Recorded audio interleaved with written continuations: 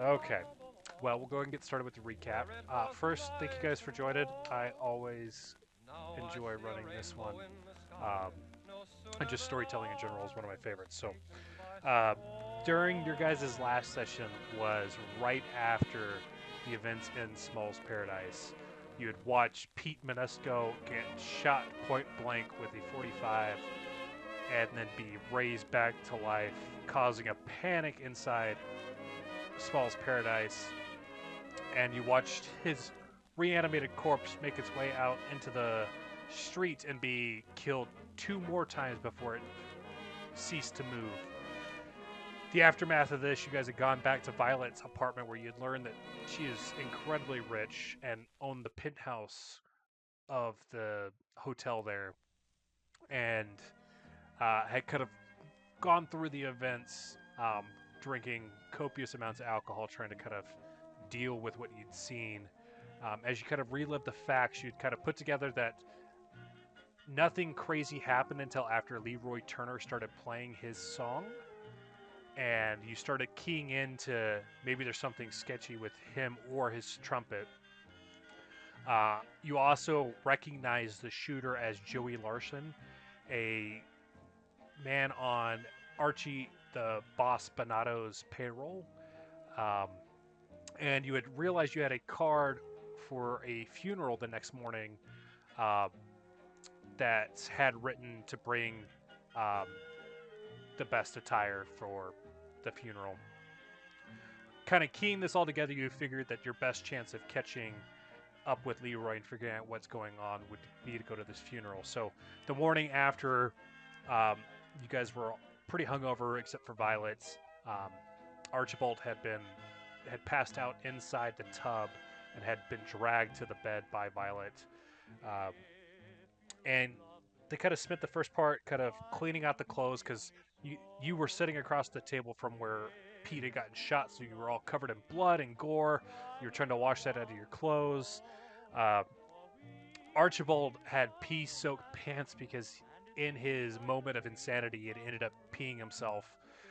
Uh, After getting cleaned up and kind of discussing what they needed to do, Archibald and Gillis had gone back to their abodes to kind of get cleaned up for the funeral, and Gillis had spent a little bit of time researching some local glass shops, kind of trying to repay the gift that Archibald had given him with the carnation. Violet took this time to read through some of the papers where she had learned that Small's Paradise had been closed. The owner of it had been arrested.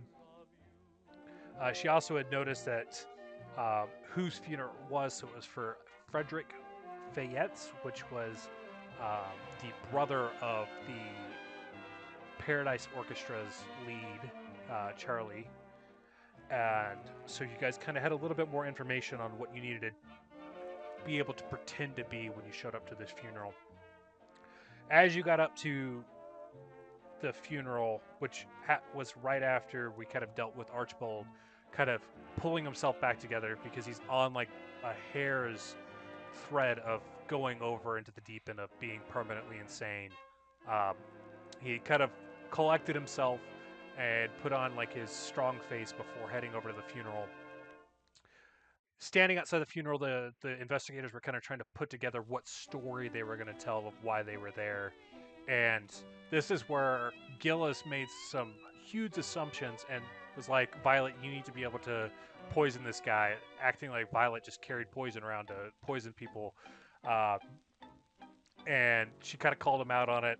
And their discussion ended up getting them distracted enough that Archibald just went in and sat down in one of the pews and kind of a very eloquent lie of how he was so affected by the death of Frederick Fayette's, um, was able to kind of get them into the funeral and witness what was going on without any sort of issues. Um, Following this, the casket had been carried by the pallbearers out in the street as they made their way to the cemetery. As they're kind of walking along. Violet notices that Leroy is off to the side, so he wasn't at the funeral itself, but he's on the street waiting for the funeral procession, and he joins in with the band that was playing as they start walking. Um, she did get the kind of lingering feeling that someone else was watching, but she couldn't pinpoint who it was. As Leroy jumps in, the music is beautiful, but not 20 seconds after he starts playing on his trumpet, moaning starts coming from the casket. And right after that, the casket starts shaking, and the pallbearers kind of drop the casket, and Frederick pops out of the casket, causing everybody to go a little bit crazy. A lot of the funeral goers are thinking that he was buried alive, or the mortuary fucked up with like how they um, did all the preparations for this. Um, at this time, the investigators also noticed that Joey Larson was up on the hill watching the whole events unfold. And they used this opportunity to kind of get out of the crowd and get Leroy. They link up with him, and he basically is like, this shit's crazy. We need to go to a speakeasy and get drunk. And they kind of follow him over into the nearby speakeasy so they can discuss things with him and potentially take this trumpet off his hands, because they've keyed in it's more than likely the trumpet itself. As they're talking to him, he swears that he was given this trumpet by Louis Armstrong. And as they're kind of like trying to interrogate him and potentially get this trumpet off of him, they get the vibe that he's telling the truth, or at least what he thinks is the truth. Gillis kind of got the idea that this might be a shape-shifting djinn that's been playing tricks, essentially, giving him a trumpet that raises the dead. As they looked at the trumpet a little bit more, they noticed that there's some weird markings on the inside of the bell, similar to like ruins. As a last effort, because Leroy didn't want to give up the trumpet because it's essentially his livelihood. He plays music as his occupation, so losing the trumpet would effectively cause him to be a deadbeat out on the streets. Archibald tries to suggest that he has been poisoned. Prior to that, he had also mentioned that basically just was honest and said the trumpet raises the dead, and Leroy is kind of like, even if it does, that's an issue for me to solve later at a bottom of a bottle. With the poison, Leroy's like, even if I am poisoned, I'll just die alone away from you guys. So he walks out into the streets. Violet makes a quick chase after him, where she watches Joey Larson kidnap Leroy and throw him in the back of the Packard and drive off. At kind of a wit's end of like what to do at this point, the investigators are helped out by a government man, Roger Daniels, who has been tailing them because he noticed them at the speakeasy with Leroy Turner the night prior, so at Smells Paradise, and then he followed them after the stuff at the funeral and was trying to figure out where Leroy Turner has gone, because they're trying to investigate him because there's a hit out for him by Archie the Boss Bonato. They kind of informed him that Joey Larson, who's on Bonato's payroll, just picked him up. Luckily, Roger Daniels knows a local or a nearby sort of cover for the gang, and it's a garage. The investigators had pulled up to this garage, and that's where we had ended off the last session. So to pick up, you guys are standing outside of this sort of garage that's kind of backed up into an alley, so like there's a little bit behind there. You can see there's some windows with some paper blinds, and you can see that the paper is kind of old, so like there's gaps in between it, so like you could look in potentially. You can clearly see that Joey Larson's Packard is out front. Outside of that, Nothing appears, like you can see a light on in the back, kind of like an office area. Listen carefully. But outside of that, there's nothing Can else you that's hear like the rhythm? clear uh, of who's in here or if there's anybody else aside from Joey Larson. As you guys are starting to contemplate what you're going to do, a taxi pulls up as Lorna steps out. All right. Lorna is about, I believe, pull my character sheet back up. I wrote it all down because I'm silly. About 5'6", has curly auburn hair and dark eyes. She looks small, skinny. We'll upload a picture because I struggle with descriptions.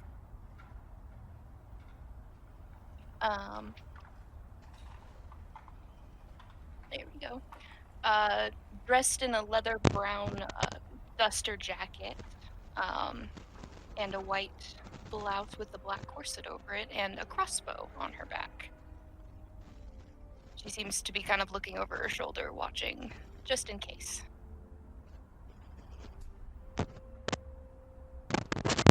Hello!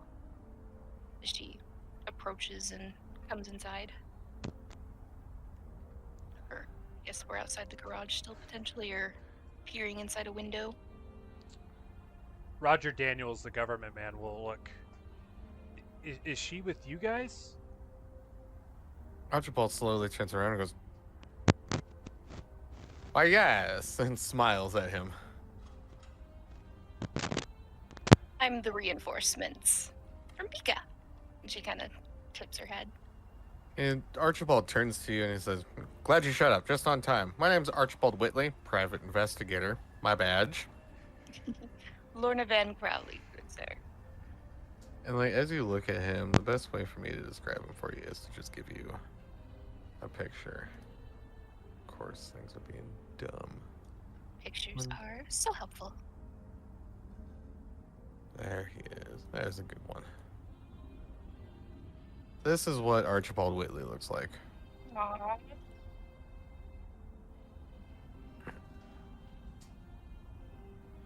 And my colleague over here, her name is Violet.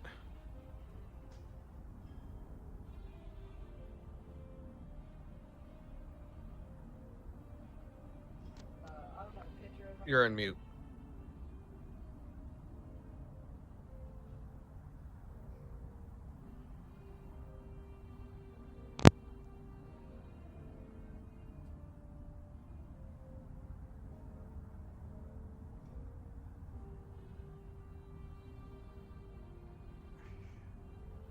Technical difficulties. I know you're good. That was me last week. Part of the reason I went quiet when everybody got to the hot tub is because my mute button got messed up. Oh man, yeah. You're not on push to talk, are you, right? Okay, 1 second. You can continue if you need to. I need to help her figure this out. Oh no, you're good. Really, kind of the vibe you guys kind of see is you might be able to kind of like peek into the windows over here. Before we do anything, I'll kind of let you guys kind of get Lorna up to speed so you guys can make an informed decision. But you could potentially look in. It's still going to be like through a wall and windows as far as like trying to hear. So if you want to hear anything, you're going to have to probably try and sneak in to the building.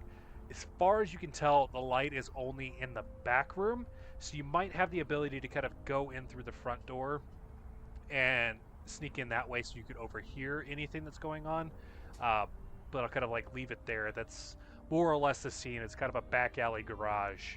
You get the impression that at some point in time this was probably used for like an auto body shop. Okay. Yeah. Sweet. Jot that into my notes.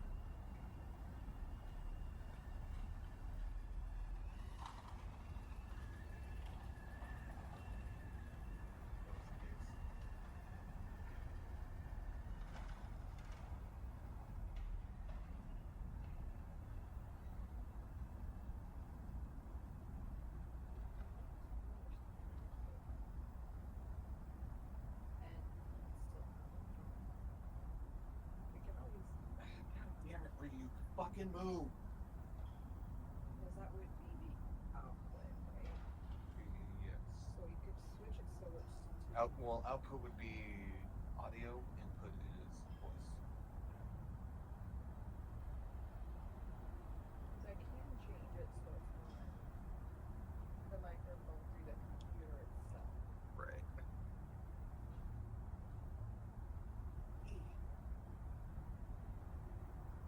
Wait. I think maybe? Oh. I fixed it. Did you? Yeah. Is it working? Yeah. What'd you do? I changed the Input. input device from default. It worked for a sec. I was gonna say we briefly got Herder. Sometimes that's the thing.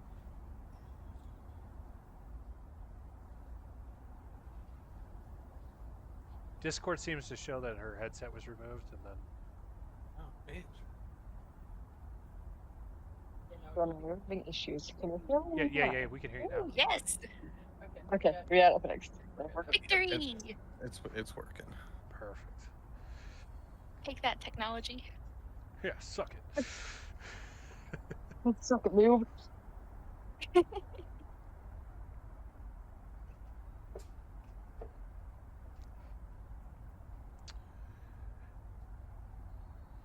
Well, seeing as you guys are also with some sort of organization interested in what's about to proceed, what do you think we should do? I think getting as much information as possible before we make our move is probably the best way. The question is whether or not we feel like we need to hear the conversation or not. Well, we can't let this poor boy get into trouble or danger. And yeah, Archibald turns to you. He's like, I'm not really sure if you know what's going on, but he was taken in we're investigating. He was taken in there. That's all you probably should know right now. Bad dudes on the inside. I don't know what's going on. What do you think of it? If someone was kidnapped, we certainly can't just let them be. We have to help them. My thoughts exactly. You are reading it straight from my brain. I guess I should rephrase. I'm not saying we don't help him, but I don't think we just go in guns blazing is what I'm saying. Fair enough. A little eavesdropping on the confession can't hurt. Archie, if Archie's in there, he's effectively the kingpin of New York at this point in time, and all the other families answer to him. So we don't want to stir up more trouble than we can handle. Good point.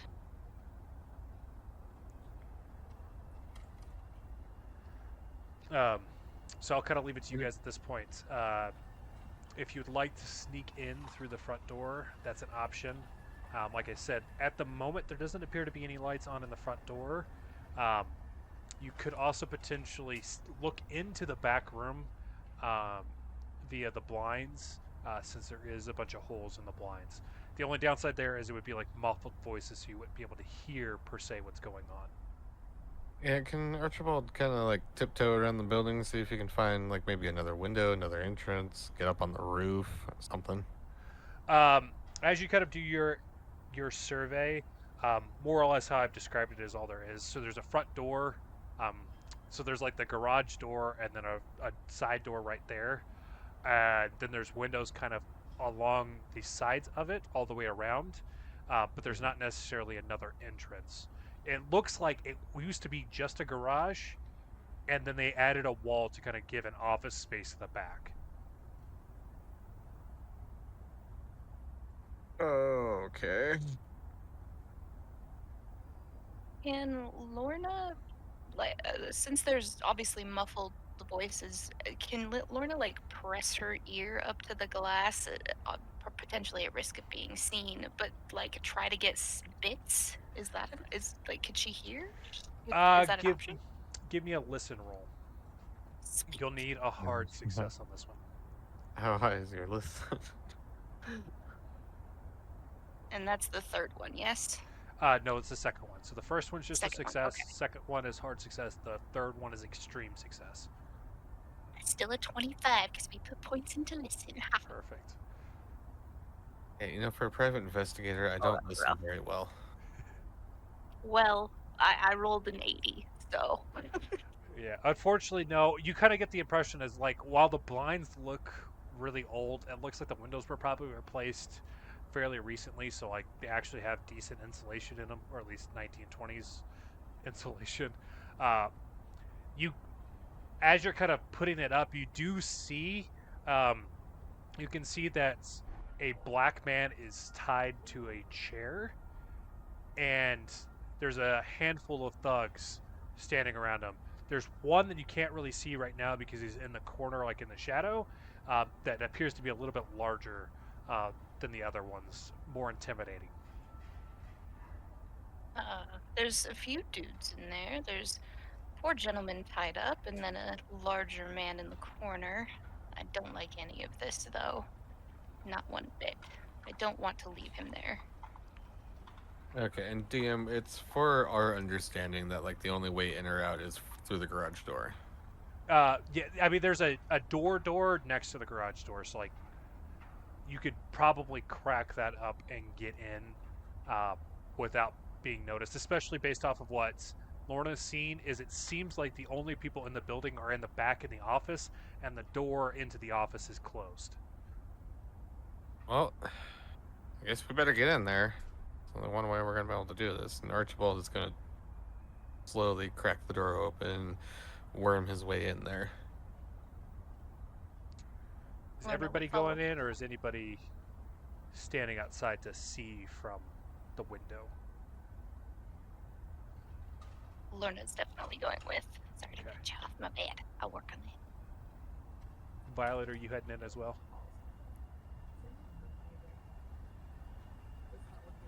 Nope, it's not working again.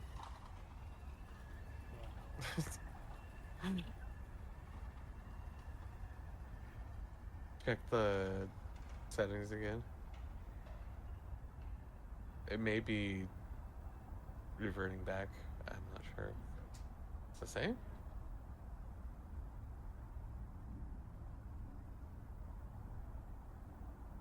Are you coming in with us, or are you staying there? She says she's gonna come in with us. Okay. As you guys kind of head in,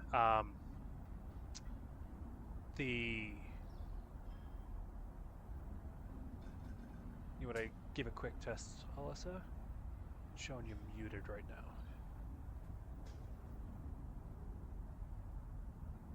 Not sure. I mean, you could always just join the party from your phone. That's what I did. Oh yeah, yeah, we can hear you now. Yep. Yeah, I just joined from my phone. Okay, what was the question? I missed something. I was just asking if you were going in with them kind of stealthily into the front part of the garage. Yeah, she will also go in because she obviously has to be there so she can make sure not miss anything for her book. Perfect.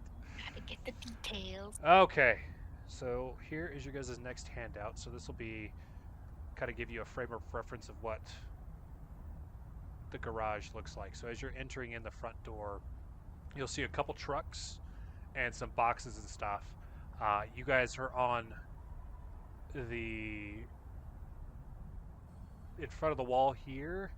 All of the thugs and stuff are in that back room there.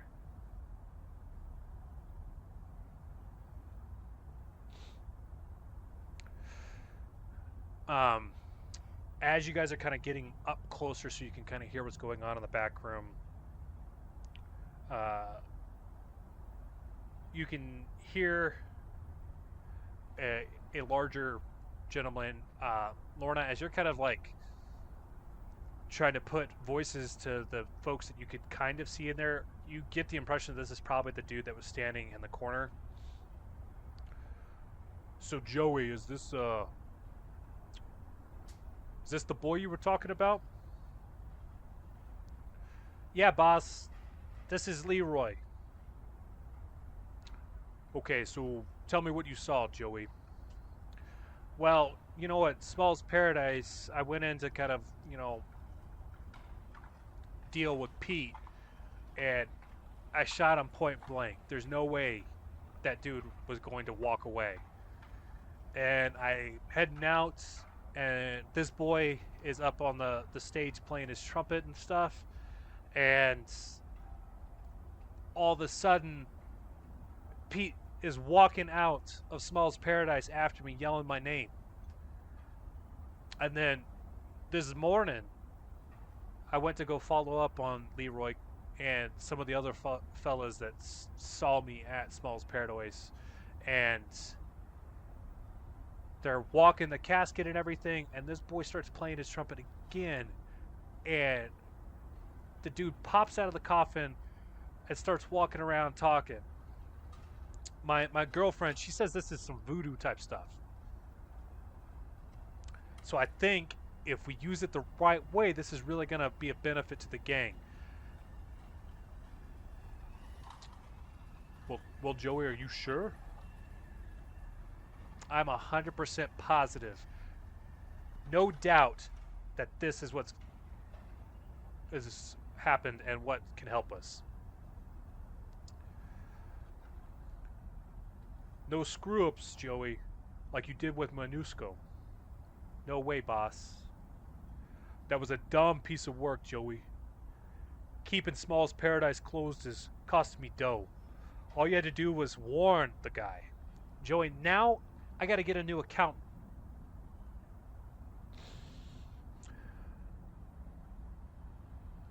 Okay, Joey. I'll bite on what you say. I want you to shoot yourself. You guys will notice that there's a long silence.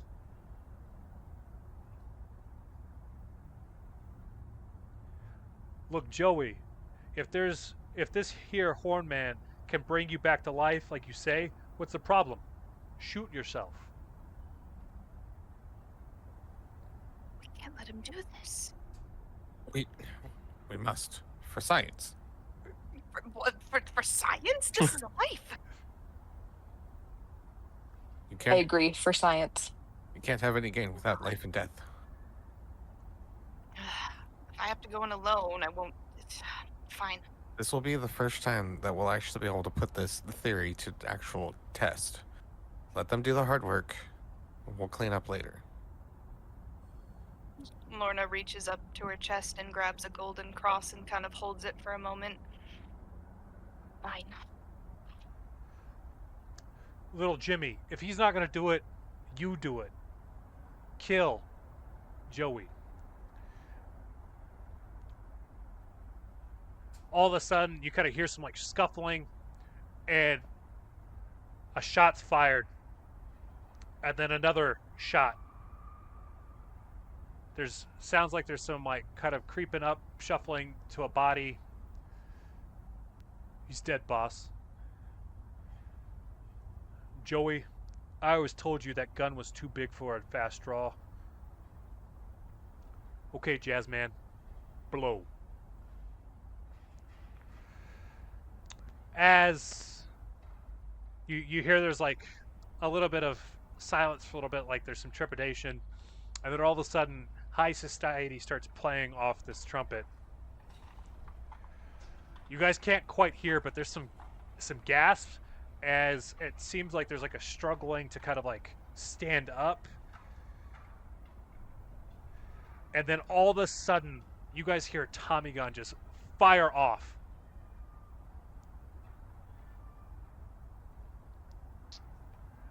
The horn is playing through the entire time. In fact, you start hearing giggling as he's playing on this trumpet. You don't understand what the fuck's happening because you can't see it. Eventually, the room falls silent again. You can hear some like glasses being clinked, and what appears to be something being poured. Everybody seems to like curse under their breath.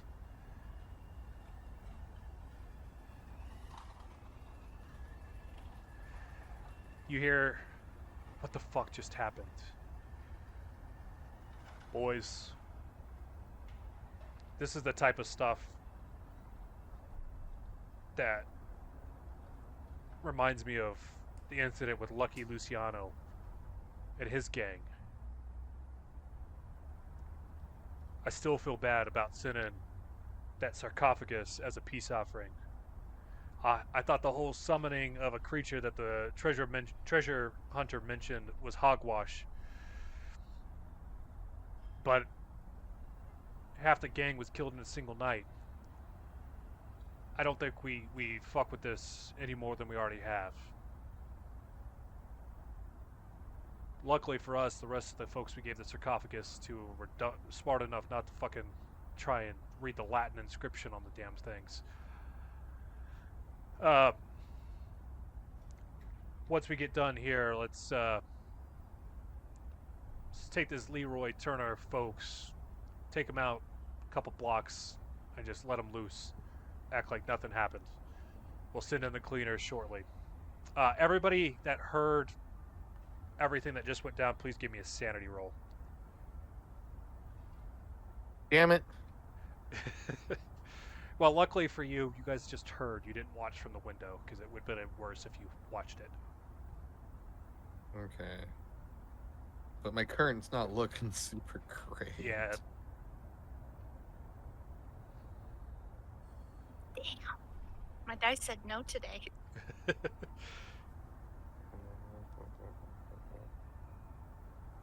I have 70, but I rolled an 85. Oh my god, I rolled. Oh, are you shitting me? You needed a 24 or lower.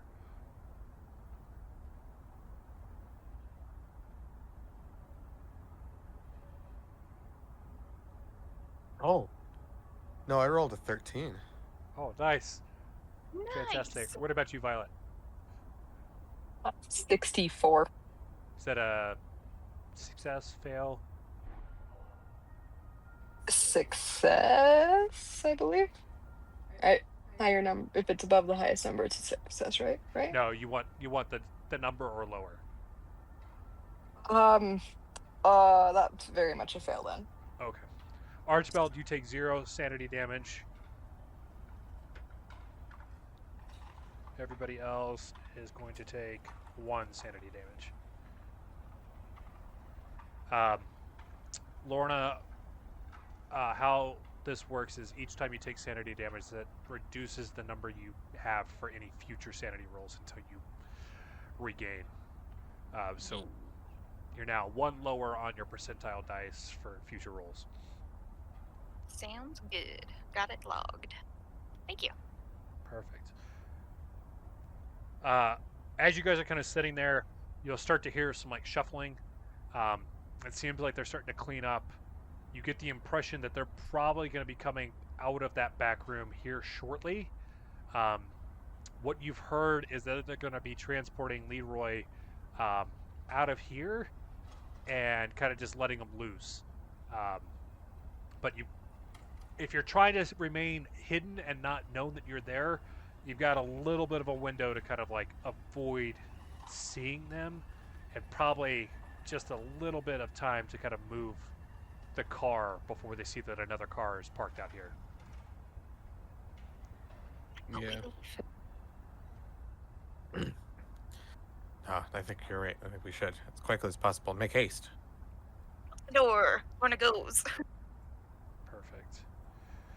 You guys don't really have any issues getting out as long as you're not being too reckless with your retreat. And because it's, just a garage on a random street, firing up the car to kind of like move it isn't too big of an issue either. If you guys want, I would say that you kind of position the car so you can see when they leave, and then kind of kill the headlights, waiting to see what happens next. Yeah. That sounds accurate. Mm-hmm. I'll say it's probably about 15-20 minutes after you guys have moved the car. You'll see a couple thugs come out with Leroy, who's the African American individual, tied up, trumpet in hand, and they kind of toss him into the back of the Packard back seat, and they get in and fire up the car, and they start driving away. If you're following, whoever is taking charge here, give me a track roll. Let's see. Ooh, not me. Who has a higher track? I have 21. Okay, I have 10. Again, I'm a really bad private investigator. He's got a lot in psychology, though. He does. Which I don't know why, but he does. Well, because I think it's like understanding the people that you're investigating. Yeah. Alyssa, are you trying this, or are we going with my 21? I think Go with you're- your 21. Mine's also a 10. Oh, bet. Okay. Believe in you. Oh, it's a 75. I don't believe in you. As you guys are kind of tailing this Packard, for the most part, you don't have any issues. They're not necessarily trying to hide or anything like that. But after a couple of turns, all of a sudden they start to pull further and further away. And as they're getting closer to the nearby cemetery, they make another turn and you don't see them. You follow that turn, make another turn, and now you're stressing because you can't see the Packard anymore. As you make another turn, you finally see the Packard again, but now it's stopped, and the two thugs are kind of like, they look anxious as they're like looking into the back seats. It's almost like Leroy Turner has gotten out when they weren't ready to release him. Uh-oh. Sorry, guys. There were too many pedestrians. Did we see which direction Leroy went? Yeah, is there any sign? You guys didn't see anything about him getting out. The only real thing you noticed that's got you a little bit concerned is that they drove past the cemetery not too long before they're pulled off to the side. Maybe we should check there just to see? Yeah, who's driving right now? Me. Roger Daniels, because this was his car. Not me. Yeah, I think that's probably an accurate thing. The little bit of research I was able to do into Leroy Turner, his girlfriend, Marnie, died recently in a car accident. Well, I say recently, she's been buried for a year or so now. But his life kind of went downhill after that.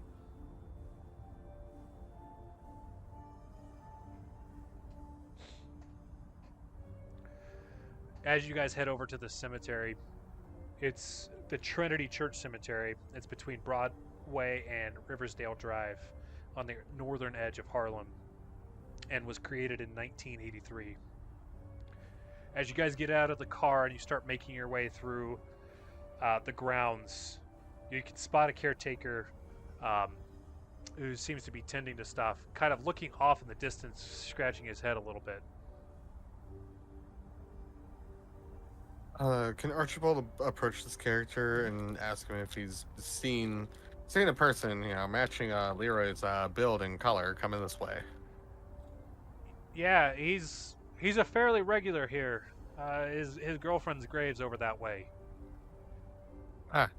Thanks. And he kind of he pretends to tip a hat that's not there at him as Archibald's gonna head in that direction. Is that the direction that Leroy went? Yes. That he was Yeah, pointing he's- that way as like he saw Leroy, and he's a regular here at the graveyard. Sorry, I probably Right. should have clarified a little bit better. As Yeah, you okay. guys make your way that way, and you get closer and closer to this gravesite, you'll see Turner is poised near this gravestone, trumpet tipped, cheeks flexed, foot ready to mark time. Oh, Can Archibald intervene? You guys are about 200 yards away. Can I throw a rock? Say. You need an extreme success on a.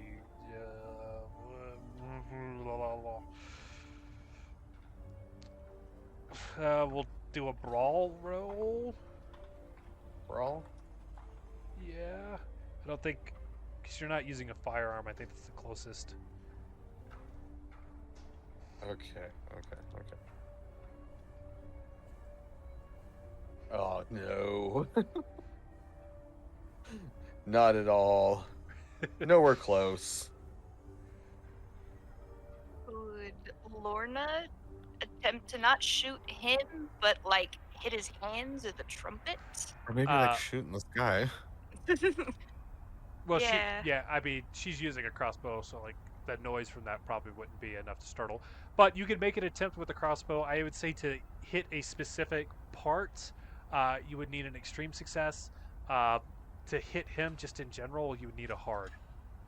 Okay. If he's that far away, I think we'll just have to go with the general area and hope that we miss. Don't shoot him. Oh no, that's a 96, folks. Your crossbow has now jammed in the process of aiming at him. You'll just need to spend an action to clear it. Right. She kind of curses under her breath, but also looks slightly relieved, as she was very concerned about hitting him, and she was set to fixing her crossbow. Archibald's still like running his direction, waving his arms and like screaming. He's like, "No, wait, stop! Don't do it!" He is 100% focused on what he's about to do. As you get closer, you'll kind of hear him very quietly say, "Folks, this next number is for your Marnie." And he starts to play. He plays for the wastes of his life, for his love of booze, for the music he'll never make, for the loss of Marnie, for everything he's left undone or been cheated of. The trumpet notes have a sad sweetness, as light and as deft as life itself. The call is irresistible. The ground stirs. The wing of a marble angel cracks and falls away. A slate tombstone tilts and crumbles. Wherever the sound of Turner's trumpet reaches, the dead groan and remember. Marnie Smeaton hears her lover play and struggles upward, a wrinkled, desiccated shape, neither living nor dead. In every direction comes sounds of creaking and stirring, walking and shifting. The dead are rising. Everybody give me a sanity roll.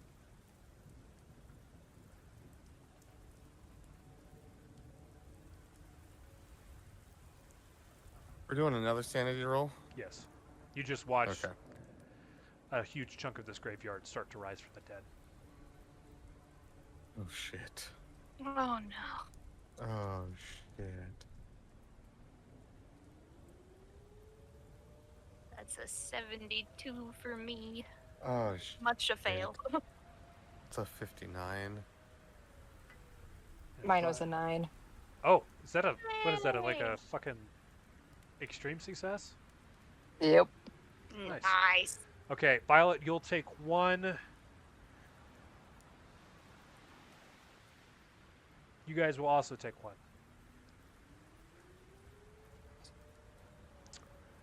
As the dead start coming up from the ground, there's like a flash of clarity on Leroy's face, realizing instead of the one person he was wanting to bring back, he's brought back a huge chunk of this cemetery. And wanting more space, he's going to kind of hop over some of the gravestones and stuff and find a little bit more of an open space for him to play. And as soon as he does that, he starts playing again.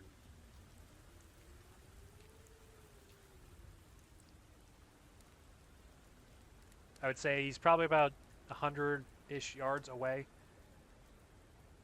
Right now, the zombies that have risen aren't focused on you guys. Ew.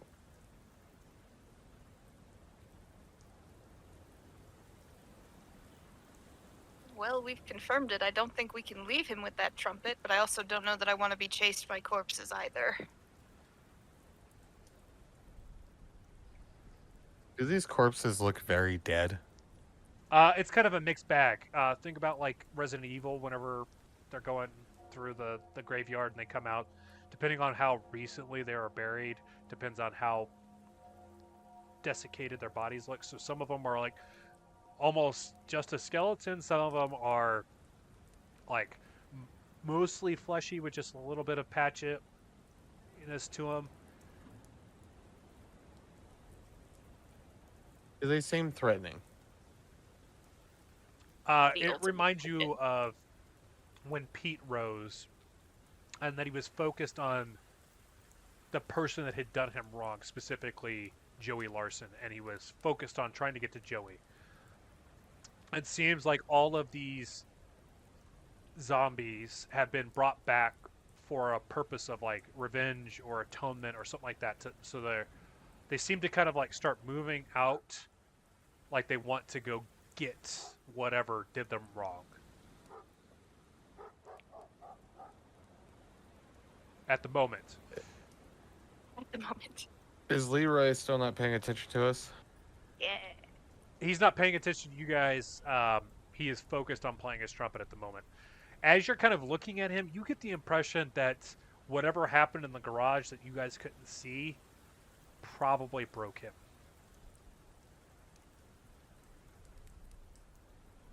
How far away am I still from Leroy? About 100 yards. Oh, Which, I mean, I guess is what? Football field?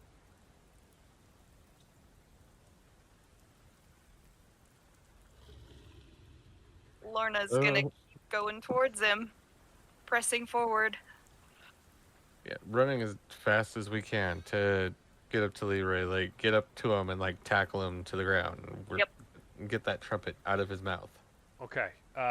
If you're trying to tackle him once you get into range, give me a brawl roll. And this is going to be a contested roll with his dodge.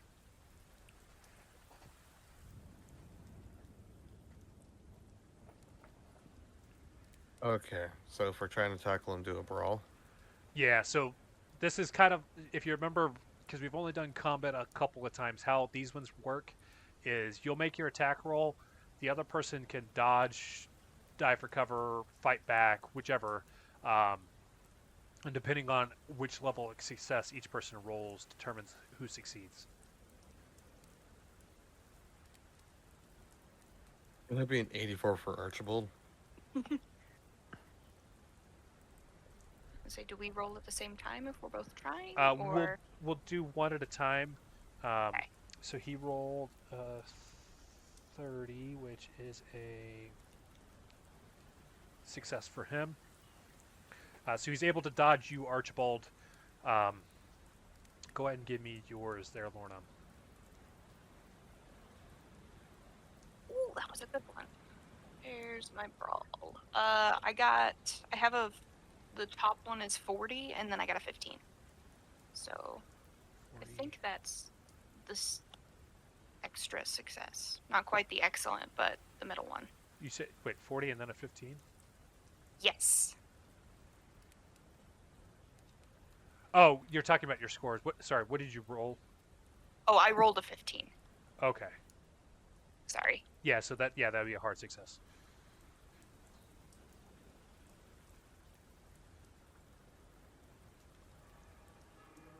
He rolled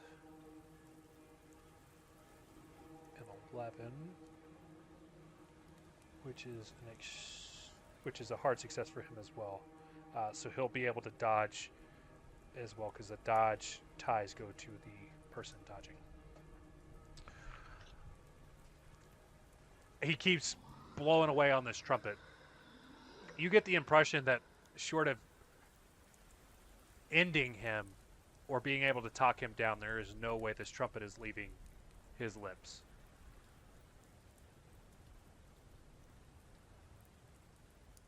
You've got to stop this. Lorna would kind of, at this point, since she couldn't quite tackle him, hold her arms out, like pleading, "You have to stop this. They're all going to get back up and continue to live lives that have passed. This isn't worth it. Please." Give me an extreme persuade roll. Or sorry, a persuade roll. You need an extreme. I don't know how this is gonna work, but we're gonna try it anyways. I got a 40. My extreme success was 2. Not for a lack of effort, but it seems like he is dead set on bringing back Marnie to him. Violet, what are you trying to do?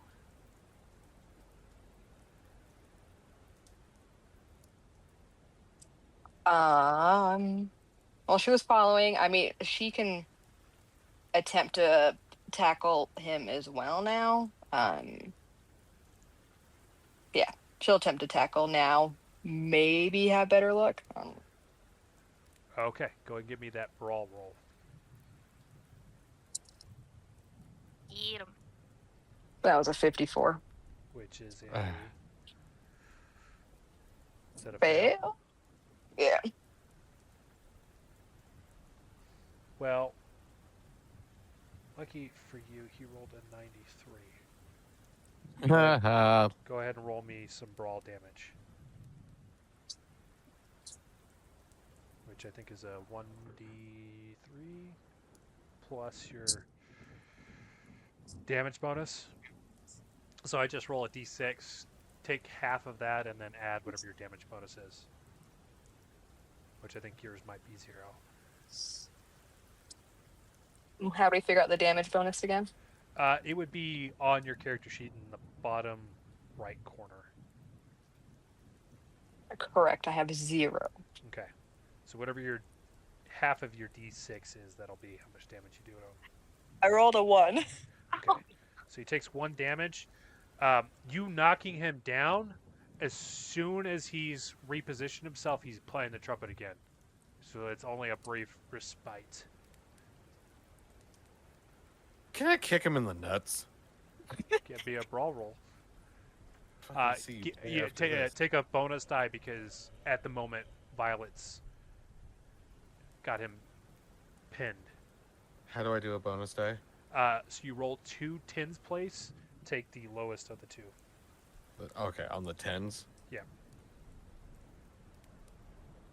Please be lower than that. Oh, hell yeah. So in total, that makes that a 3. Nice. Oh, yeah. That is an extreme success, yes? That is. Go ahead and roll me some brawl damage. Okay, let's see. What is it? 1d3. What the hell's a d3? I would just roll a d6 and take half. Gotcha. Can do that. If it's 3 or 4, 2. If it's 5 or 6, 3. It's a 2. Okay. And then did you have a bonus damage bonus? No, unfortunately. He sort of winces in pain from it, but as soon as he kind of gets the breath intake again, he's back to playing the trumpet. Oh my god, like we're just up here on this hill beating the shit out of this board. We're looking extremely racist right now. Yeah, a bunch of white folk hitting this poor old boy. As you guys are kind of doing this, you get the impression that like something is broken inside of him at this point, and it's unless you can pull him back, he's not going to stop. Has any of us tried... So instead of physically assaulting this man, has any of us tried taking the trumpet from him? I don't think so. It's gonna be hard to play when I'm yanking it constantly away from your lips. That's true. It's worth a shot. Lorna would then try to take the trumpet. Just yoink. Okay, give me a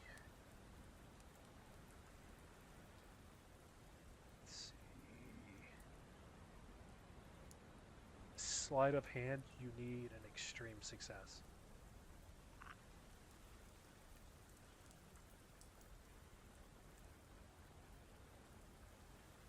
Oh, it's a 20, but my extreme requires at least a 2. Yeah, as soon as you start reaching for the trumpet, he starts fucking barrel rolling on the ground, kind of rolling away. They act like a child, dude.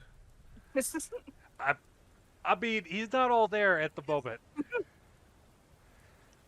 Okay, As- we're running out of options here. Physically assaulting him doesn't help.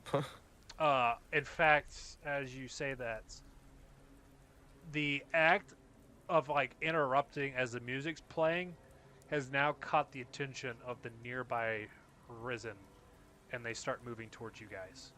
Ah, shit. I Do they would seem s- hostile? Very. Because up until this point, they had never looked at you. Like, even if they were looking in your direction, they were always appeared to be looking past you. Now, when you look, their eyes are focused on you. Well, this seems to have turned really bad. I feel like we should just wash our hands of this nonsense, and we'll talk about it later over some whiskey. Let's go. Whiskey sounds nice. I agree. Lorna would bring up the rear, kind of watching her back, is like crossbow ready in case something gets too close. So you guys are leaving Leroy? Would he follow if we grabbed him by the arm? Do you think? Do I think? Or I guess posing it to the group.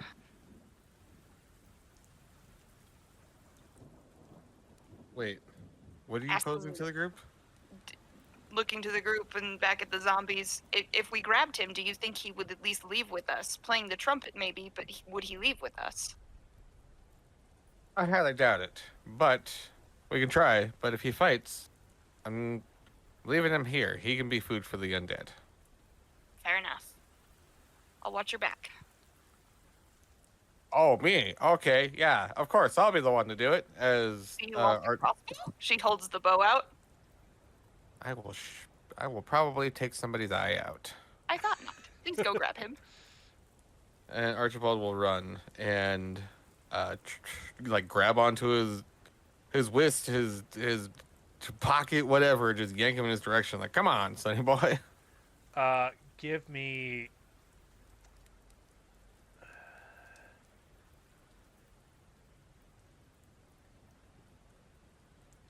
either a brawl or contested strength roll. Okay, let's do strength. I feel better with that. That was definitely okay. So that would be a regular success at 49. And he's got a regular success at 36. As you start trying to yank on him, he's going to pull away from you and start moving deeper into the cemetery. I would say you've got probably one more action each before the zombies are within striking distance of you. Archibald's like, it's a loss. He won't come. Just starts GTFOing.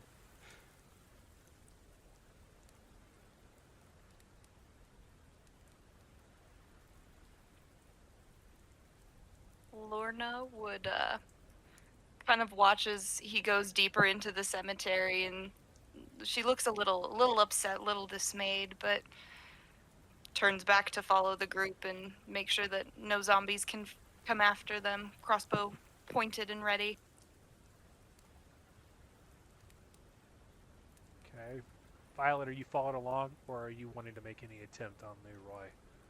Oh, as soon as Archibald decided he was leaving, she followed. As you guys start making your way out of the cemetery away from Leroy, the zombies sort of turn and ignore you. And allow you to leave. So you're able to make it out of the cemetery. You have this nagging feeling, though, that if you leave this undone, the whole cemetery is going to be brought up.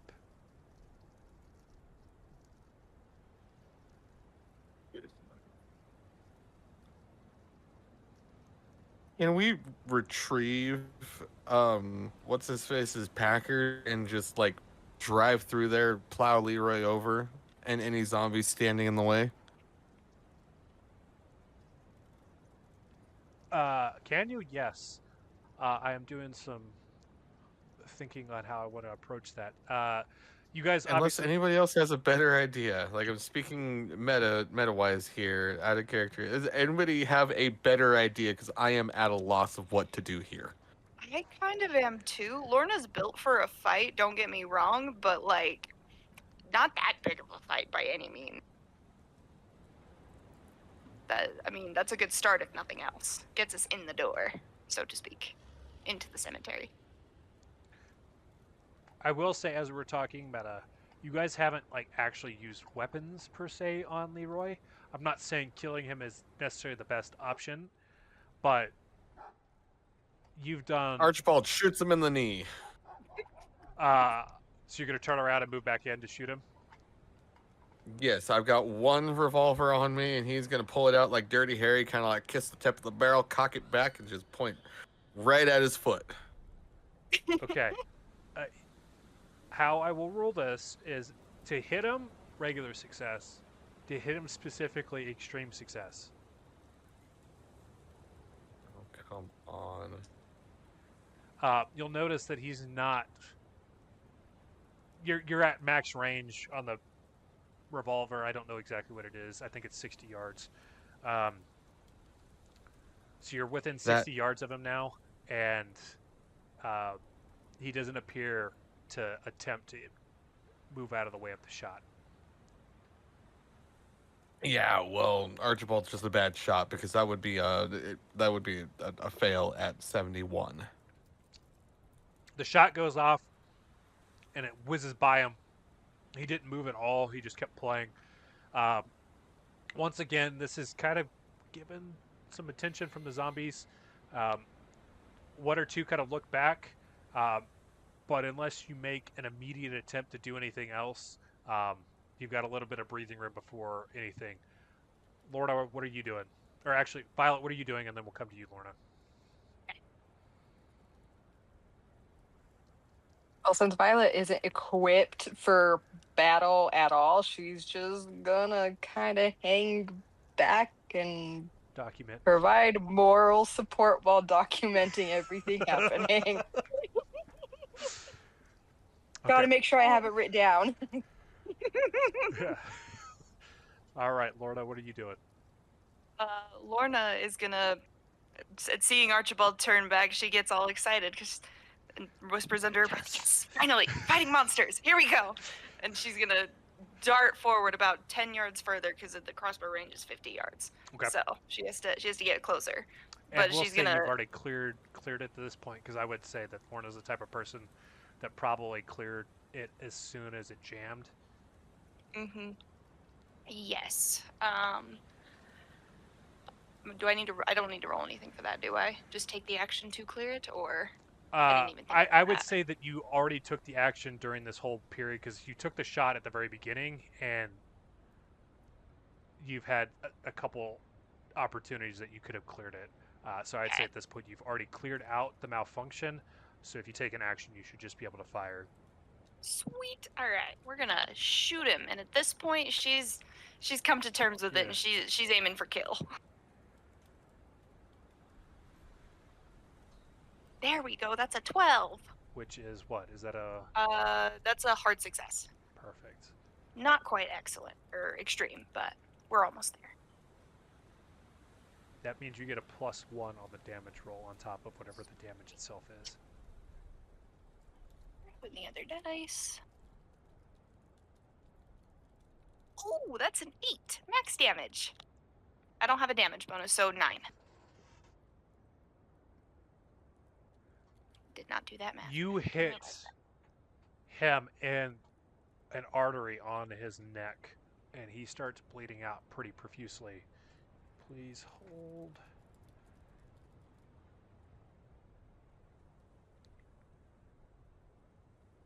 Phew. The mob didn't even have to kill him. We're gonna do it. You're not. I guess meta-wise, you're not sure that they were necessarily going to kill him. They just were done with him. They didn't want any affiliation of what he brought to the table.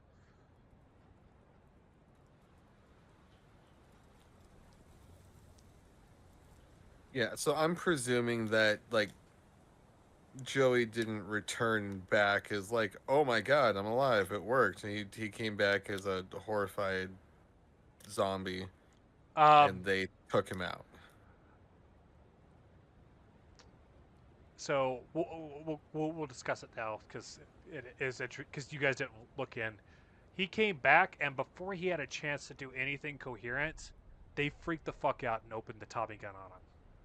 Oh, That's kind of what I why. figured happened. Aw. So Yeah, he like, gone. it was one of those, like, you would have gotten the impression that they didn't actually think it was going to work. So when it did, they freaked out. Dang.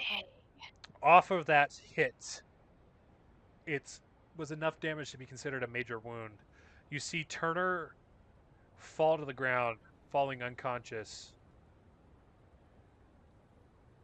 The music stops, and the dead return to the earth. Like, okay, when they return to the earth, you Like mean like they they crumple halted? wherever they crumple wherever they're standing at currently. Okay, I'm like, did they just like about face? And No. like, return?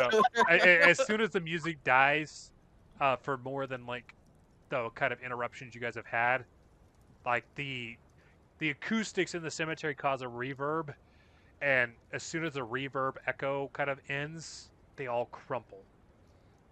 Okay. May they rest in peace. And Lorna lowers her head sadly as she lowers the crossbow. So at the moment, Leroy yeah, is laying on the ground with the trumpet in hand, bleeding out, unconscious. Archibald is going to apply aid. He's going to take off like jacket, like his suit jacket that he's wearing, and he's going to like wad it up and start like applying pressure to the wound. Go ahead and give me a medicine check. God, am I bad at those? I think you're decent. No, I'm bad at those. Oh, maybe it was Gillis that was half decent at those. Yeah, I'm bad at that. Yep, nope. Oh my God, are you fucking kidding me? Are you shitting me right now? Did you get 100? No, I got a 5. Oh no. No, 5 is good. My medicine says I won. Oh. So you failed, but you rolled incredibly well. And once again, kind of, you don't necessarily fail per se. As you're trying to apply medical aid here, you're having trouble stopping the bleeding. You're able to kind of clot a little bit, but not nearly as much as you want. And it's probably because it's an artery and you're not super equipped on how to deal with an artery in like the neck area because you can't like tourniquet it.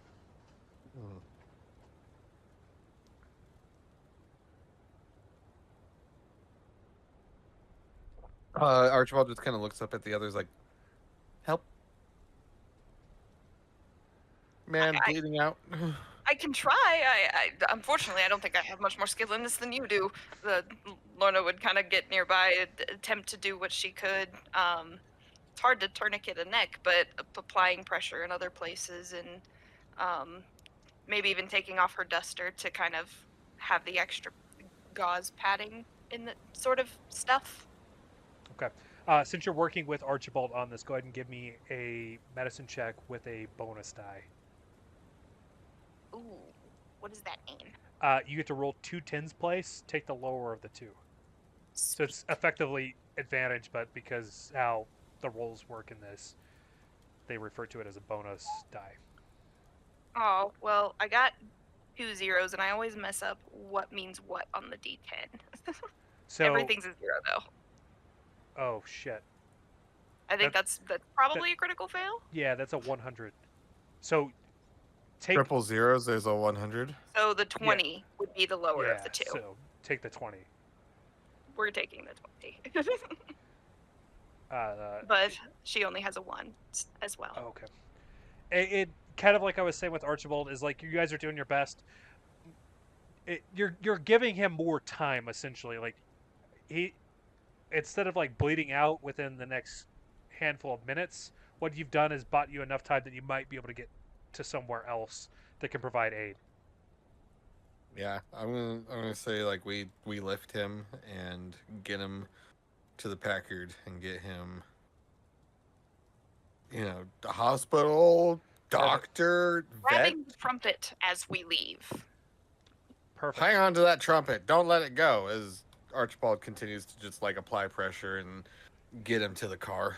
I'm glad you made a point of saying you grabbed the fucking trumpet. We were not leaving that behind. No. Okay. Yeah. As you guys kind of get into the vehicle there, Roger Daniels has kind of been watching what has occurred from the car. He's still kind of shaken up from what he heard in the garage. But he, as soon as you say we need to get to a hospital, he like wheels off and pulls to the nearest one. As you guys kind of start taking him into the front there, you see some like medical personnel running up. What happened? He's experienced damage to his neck. There was something strange going on in the cemetery. We weren't sure when we approached. He was on the ground. Well, we'll do the best we can. I'm glad that you guys at least tried to stop the bleeding. We wish you the best of luck. Or do you? Sorry, not. We'll do our best. Are you family? Does he have family? Oh, don't know. Never met him before in our life. Okay, well, we'll let him know that you guys brought him in. And is there any names that we should give? Any names? Like our names? Yeah, to let him know who brought him in and saved his life. My name. Crowley. Give him the name Crowley. Stanley. Curly and Stanley. They say we run a law firm. Yep. So if you ever have a case of malpractice, you know who to call. Oh, man. Oh, and also he keeps, like, when we found him and on the way here, he kept like groaning something about a trumpet. I didn't see any trumpet near him, just him. All right, well, we'll make sure to pass the message. Because there was no other witnesses aside from Roger Daniels, no one asked any further follow-on questions, so you're able to get back out. Roger Daniels is happy to drive you guys wherever you want, whether or not that's back to Violet's place, somewhere else where you can kind of start to recoup. I would say it's probably about 10 p.m. currently. Like, it's dark, but like not super late.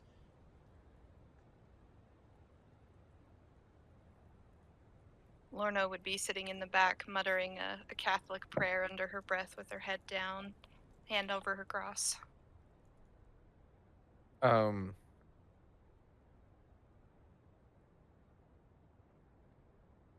Archibald turns to Violet and is like, Violet, you okay if we go to your place? Check this thing out. Maybe have a discussion on what we do next.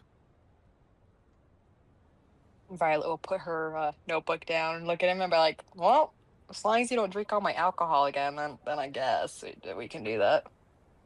No promises. No alcohol for you then.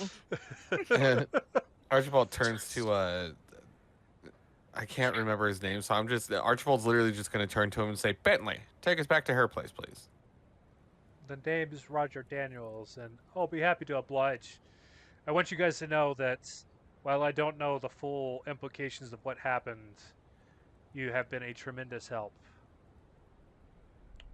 With the information I have from the garage, we should easily be able to put Archie and his gang members behind bars for at least a few days, which would be a big boon for the community. And I don't know exactly what I was witnessing in the cemetery, but who fuck knows what would have happened if you hadn't been there. As Archibald kind of like tugs at his suspenders a little bit, is like, you probably don't want to know what would happen if we hadn't been there. We've seen this type of thing thousands of times. We're well trained on it, and it could have gone rough. It could have gone rough for you. And Archibald takes his time to like turn to. I'm sorry. What is your character's name? Lorna. Lorna. Yeah. Archibald takes his time to turn to Lorna as you're like muttering the prayer in your breath, and he goes, "Do you believe in ghosts?" Well, I believe in spirits. We were sent here, after all. Yeah, but do you believe in ghosts? Like, do you believe in the afterlife, walking among the world when people can't see you? Or, I guess what we saw was reanimated dead, but that's the question I'm really asking you. Oh, yes. My parents have been a part of this sort of world for as long as I can remember. I have seen a fair bit of it. I believe that there are darker things that work among us. He goes, You see him reach into his jacket pocket, and he pulls out and dangles in front of you a pocket watch, and he says, "Do you know what this is?" A pocket watch? That's exactly what it is. And then he puts it back in his coat pocket and turns around and sits next to the driver, doesn't say another fucking word about it. Why? The pocket watch? She kind of looks over and, okay, shrugs. Eventually, Roger pulls up in front of, I think we decided it was the Ritz. Violet's place, yeah. Yeah. And Violet will lead you guys kind of up to the penthouse there where her apartment is. It's a very lavish apartment. Essentially, she has the entire floor, so it's like the size of a house as far as like floor space. Got a whole like living room and stuff with like a piano, fully kitted out kitchen area. You haven't been there before, Lorna, but there's a hidden liquor cabinet, and then the bathroom area is one of those where it's got the huge like claw bathtubs where like it's soaking tub, and a pretty large master bedroom associated with that as well. Fancy. As you guys kind of walk in, the feeling of success on being able to handle the situation as well as you guys did, you guys are rewarded with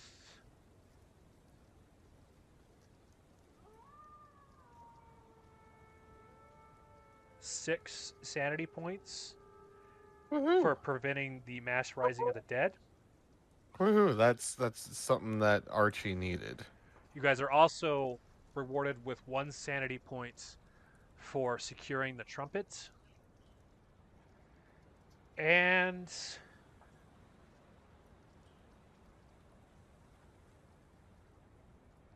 two sanity points for allowing Roger Daniels to get the intel on Archie the Boss Bonato, which will lead to his arrest. Can you repeat all that? So you ended up with 9 total sanity added.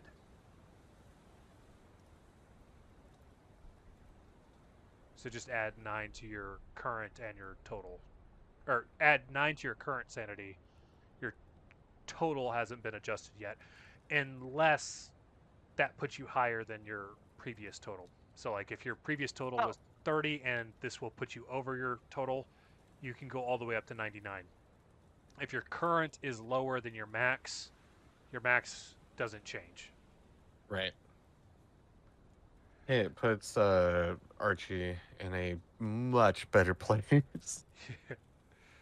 Yay! I was seriously starting to run out of ideas on what to do. Like Archibald's about to be like, "Fuck it, I tried." Yeah, I'll discuss some of the other things that could have happened once we get to the end of the session. But right now, the floor is your guys's. Following the events here, we're going to go into a developmental phase following this before we start kind of our next module. I'm not going to call them modules anymore because everything moving forward will be my original material. Ooh. But it is about 10 p.m. You guys are up at Violet's place. What a wonderful home you have. Thank you for letting us come stay. She looks over at Violet. Of course. It's got plenty of room and stuff to help us forget what happened. As Archibald knows. Yes, vodka on the rocks, straight, shaken, not stirred. Leroy, or not Leroy, Lorna. You still got that trumpet? Oh, yes, of course. She kind of opens up her duster pocket and pulls it out. Good. You see, I tried getting that trumpet. It didn't work out so well. Speaking of which, who the hell called you actually? PICA. I stated the truth. Okay. I was sent here to be of assistance. I've come from the clergy. A little bit of, I guess, divine intervention, if you will. Archibald pulls out a notebook and starts scribbling away. He looks up at Tree and he's like, And how long were you with this clergy, you say? My whole life. My parents came from Italy, immigrated to New Jersey. If Violet is standing in like any kind of retrospect where she can read over Archibald's shoulder, what he would have written down is, "Wow, this chick is weird." The Violet reads it and just rolls her eyes and just walks away. So I feel like we should have a closer look at that trumpet then. What do you make of it? Well, I haven't really gotten a closer look at it, and she kind of takes a look, turns it over in her hands. What is there anything like any details of note on the trumpet? She would also hold it out for Archibald to see as she turns it over. Archibald and Violet are familiar because they've kind of keyed into it a couple times prior. But what you're going to notice unique about it is it has 4 valves instead of the normal 3. The finish is silver, but it's like kind of like a crackly finish on it. And probably the most disconcerting to you is in the bell of the instrument is some scribe work, like runes. It reminds you of Latin, but is definitely not Latin. It almost looks like an angrier version of Latin. Definitely a dark instrument indeed. Reading anything like that, she kind of stares at the bell, almost attempting to read it, but not saying anything verbally. What do you mean by that? Dark, as Archibald continues to write nonsense, scribbles back and forth. Oh, well, it's almost Latin, but it's wrong. Angry. The way Germans sound. Like that? A lot of I think. I can't see much else about it. Have you guys looked into this at all? Were you familiar? How familiar were you with this before I arrived? Honestly, this is the first time it's ever been in our possession, you see? Like, the whole old chap would not let go of it. He held on to it tighter than his dick. Really? Yeah, I tried. I tried everything that I could. I even asked nicely. Chap wouldn't let it go.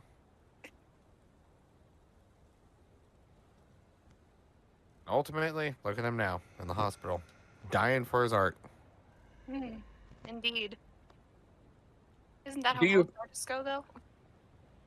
No. Look at me, I'm still here. Do you play? No, I don't, but I don't know that we should test this. Probably right. I think I saw enough of it out in that graveyard. You ever seen Certainly. anything like that? I've seen plenty of creatures of darkness, but I don't know that I've seen an entire cemetery of Walking Dead. No.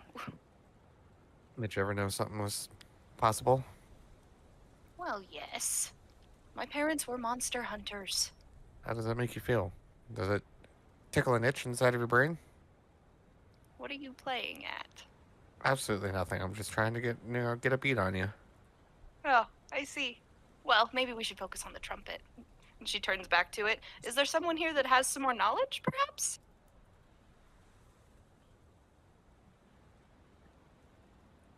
Maybe an archivist or a library? Nearby? There was that one guy a long time ago. I think. What happened to the professor? We're in New York, aren't we? Yeah, so Reginald Billinghurst, the current proprietor of PICA, is in Arkham, Massachusetts at the moment, which isn't too far Right. based off of where you guys are at. It's about a day trip by automobile, but he is in Arkham. As far as leads, go ahead and give me a intelligence roll or is there history? I don't think there was history. Intelligence or history, Violet and Archibald, to kind of recall some of the stuff lead wise that you had prior to this. Do it. Intelligence. Oh, are you fucking kidding me? Well, that doesn't sound good. Well, that would be a fail because I rolled an 88 and my intelligence caps at a 60. Okay, so fail there. What about you, Violet? Mine was a 98. Okay, yeah. So you guys aren't able, like, you feel like you've already had this conversation on like stuff about what could be associated with the trumpet. Not the trumpet specifically. As far as you're aware, this is a new artifact that hasn't been brought up before. Uh, what's got the inkling in the back of your head that's kind of keeps knocking is the Jinn, which is the reason why you came to New York in the first place. Right.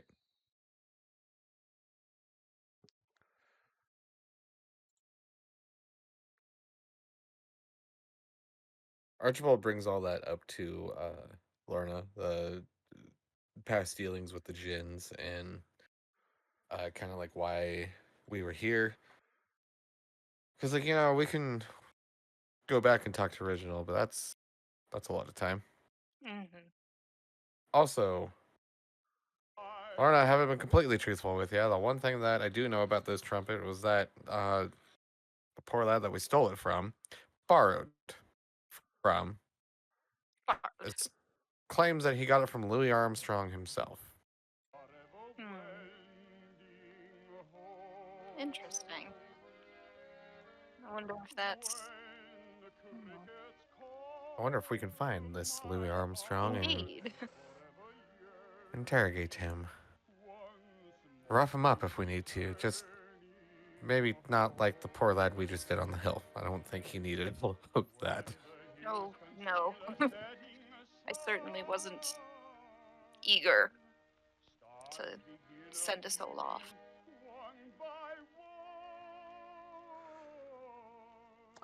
If you want to make an attempt to get a hold of Louis Armstrong, you guys are familiar enough, especially you, Archibald, your grandfather being a fan and everything. He's very popular, obviously. You're able to use, because with how wealthy Violet is, she has a phone in her apartment here instead of having to go to a payphone. And you could find his number in the yellow pages. There's no guarantee you can get a hold of his receptionist, so give me a luck roll if you want to attempt. Oh, absolutely. Like, Archibald's got that phone raised to his ear. Oh, am I good? Where's that look? Where's my look?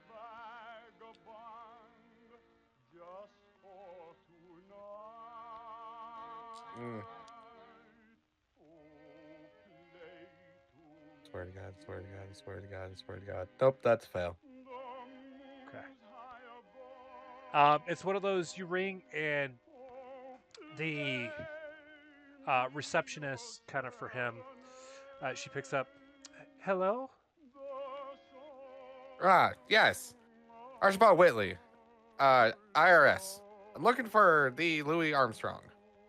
Oh, I'm sorry. He's usually very good natured about trying to answer calls when he's available, but he just went on stage. He's going to be kind of indisposed for the next few hours playing a show. Well, you say this is a matter of up importance. Where is he playing by chance? He's playing at the Midnight Lounge here in New York. Since Smells Paradise was closed, he hasn't been able to hit the higher venue in a little bit. Ah. Thank you. Well, you let Mr. Armstrong know that Archibald here at the IRS would very much like to speak to him and about taxes. Goodbye. And then he hangs up the phone and turns to everybody. He's playing on stage at a club. We should go. As he kind of like waggles his eyebrows. Okay. Are you guys wanting to go to this show? Obviously, Archibald is. Yeah, Archibald's going to this lounge. While Archibald's getting ready to leave, she's gonna look at him and say, "Did you find out what club he is playing at?" Yes, the Midnight Lounge. Nice. that is right, yes. Thank you. I really wasn't sure.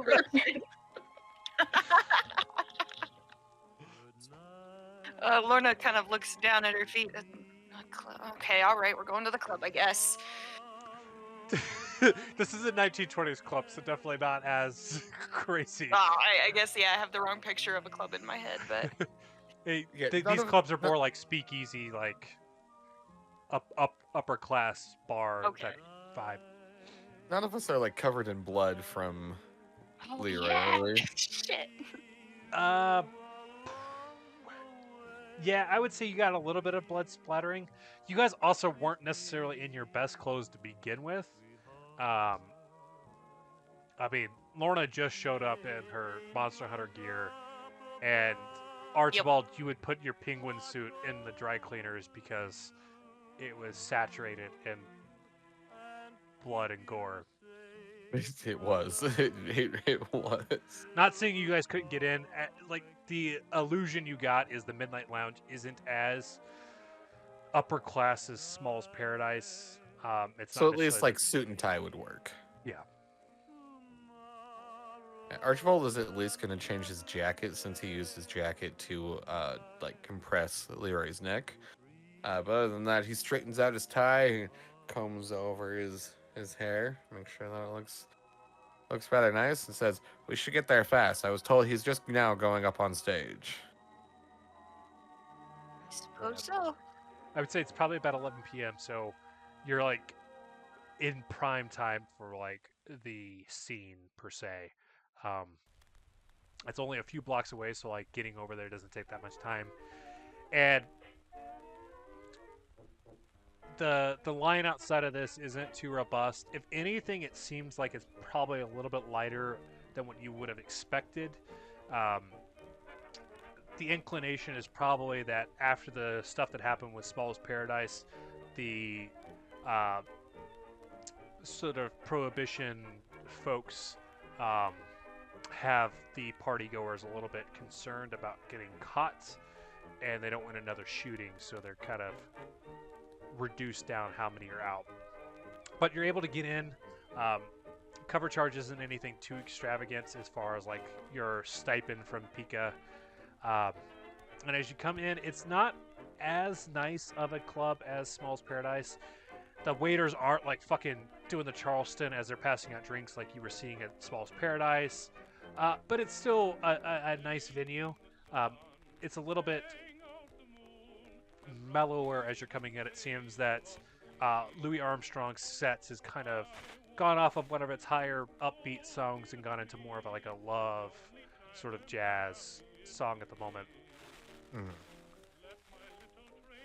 Um, you're able to find a table fairly easy as you kind of are able to sit and enjoy the show. Not a bad place. Lorna kind of looks around, taking her jacket off, so it's just the blouse and corset, and kind of leaning back to enjoy the vibe, waiting for drinks. Is Mr. Armstrong up on stage right now? Mhm. Archibald is going to kind of look at Lorna and be like, Ooh, sorry. And she kind of just makes a face at Archibald and ugh. Archibald's paying attention to the show, being very reminiscent of his grandfather, but at the same time, like he's trying to survey the room and kind of like see if there's like maybe a way that he could slip backstage and talk to Louis. Give me a.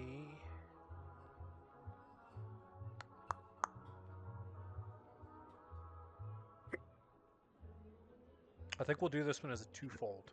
Give me a navigate first to see if you can kind of see an easy away backstage, and then if you, depending on what route you find, will determine how hard of a stealth it would be to actually succeed in doing so.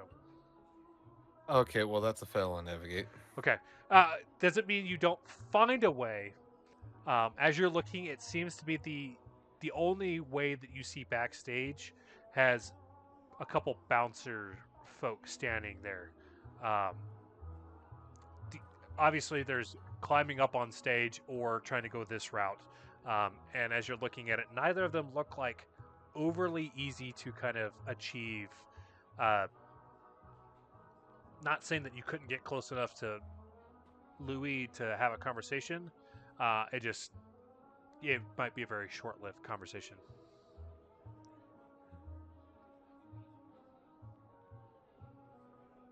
He'll kind of lean into the group, just back. See two potential ways in, but none that are beneficial. Who has a better plan?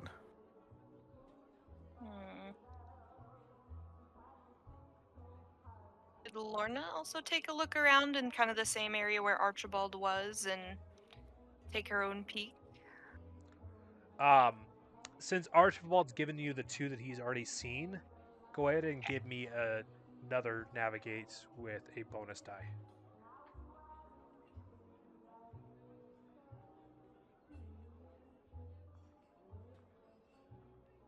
Oh, not quite enough, but it was an 18 and I needed a 10.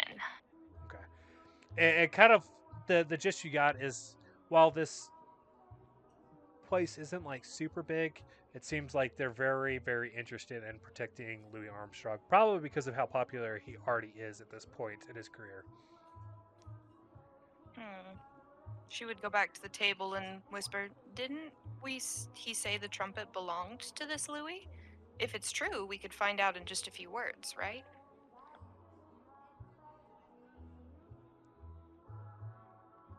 Maybe that's all we need. And she would go back to the stage, or the nearest entrance, wherever she could get the closest of the two places. Okay. So it might be right up next to the stage. Yeah, so the probably the easiest to get up close would be up at the stage.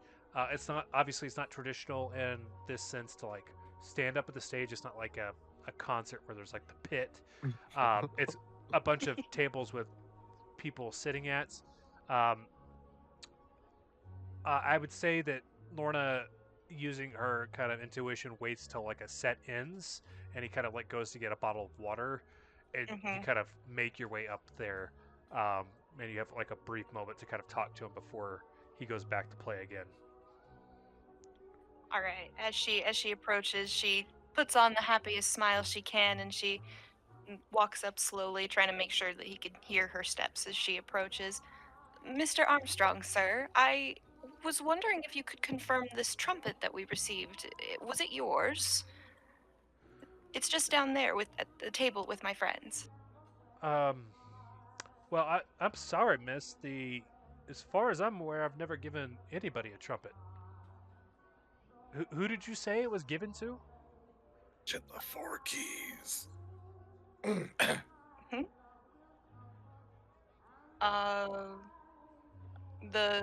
has four keys on it. He was very specific about it. His name was, I believe, Leroy. You talking Leroy Turner? I think so. Yes. Well, I know of the man, but he's a very good trumpet player, but I've never met him in person, and four valves, that seems weird. Not to be rude, ma'am, but I'm gonna have to get back to my set. But I've definitely never given Leroy Turner any sort of Oh, trumpet. that's all right. I just wanted to confirm. Thank you for your time, sir. And she would try and step away quickly so she's not interrupting him further. Although a little suspicious, not gonna lie. If you would like, go ahead and make a psychology roll. Ooh, we're gonna try. Did anybody else go up with her, or was it just you, Lorna? Oh, did anybody come with me? Shits and giggles, Archibald would have went. Violet would have gone as well because she doesn't want to be alone. Okay. In that case, she would've All dressed- three of she you can make the would've- psychology roll then, Sweet. which I know Archibald is Now itching that's to do. more like it. Yes. Only I got a Okay. 71. Good for you though. Yes, no, I got a hard success at 16. Perfect. I had a what's your- 52. Which is A success. perfect. Lorna, did you get a success as well? Nah, I failed. Okay. Yeah. Violet and Archibald, you both be able to kind of discern that this seems to be facts at face value. Archibald, you are very, because of your investigator background, you're able to key in that, like, this is one of the most genuine people you've ever met. Not only is he a fantastic trumpet player, he seems very interested in building good relationships with people, and there's no doubt in your mind that he's telling the truth. No. Before. No, we're not going to interrupt him in his set. Can Archibald just, like, return back to the table and converse with the rest of the group, but while enjoying Armstrong's set? But if there is any chance that Archibald can get, he would love to ask for Mr. Armstrong's autograph. Yeah, we'll circle back to that one at the end of the night. So, Louis Armstrong is the only one for this. Like, by the time you guys got there, the opener had already left and gone off stage. So Louis is going to be your closer. So he's going to close out the night on stage.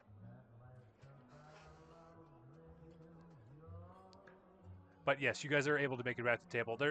There's no sort of detriment or anything like that.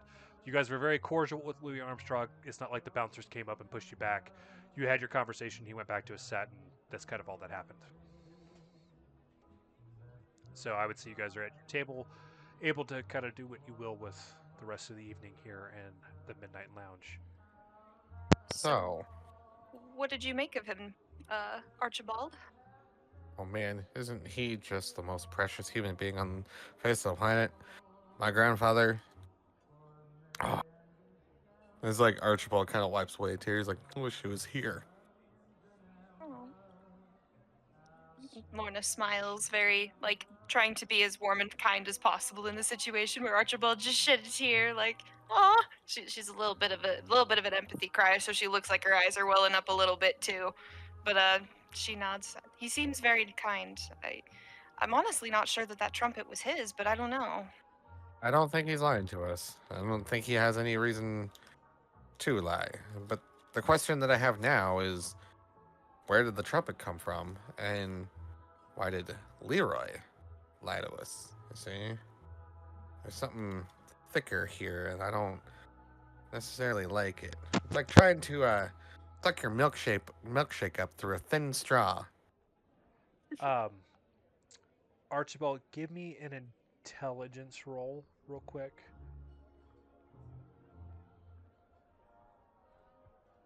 Regular success. Perfect. This was more kind of for you to remember a potential thread that Gillis had brought up last session when he mentioned that it wasn't. He's thinking that it's another one of the Jinn and not actually Louis Armstrong that had talked to Leroy. Oh. Oh. So, Lorna, I know you're new here. Me and Violet, we've seen some things, and so is our good friend Gillis. And fortunate that he couldn't join us tonight, along with the rest of the crew. Gillis had the idea, and I didn't entertain it much, but now I'm starting to. That maybe it was another Jinn that would have given it to Leroy, not Louis. Taken the shape of shit, I don't have my notebook. Just taking the shape of Louis Armstrong, but I wonder what Jinn could have done that. What sort of djinn did you experience before? You said another one? Okay. Yeah, the one before was a little dry. Oh, fuck. Assuming it was like a desert. Okay.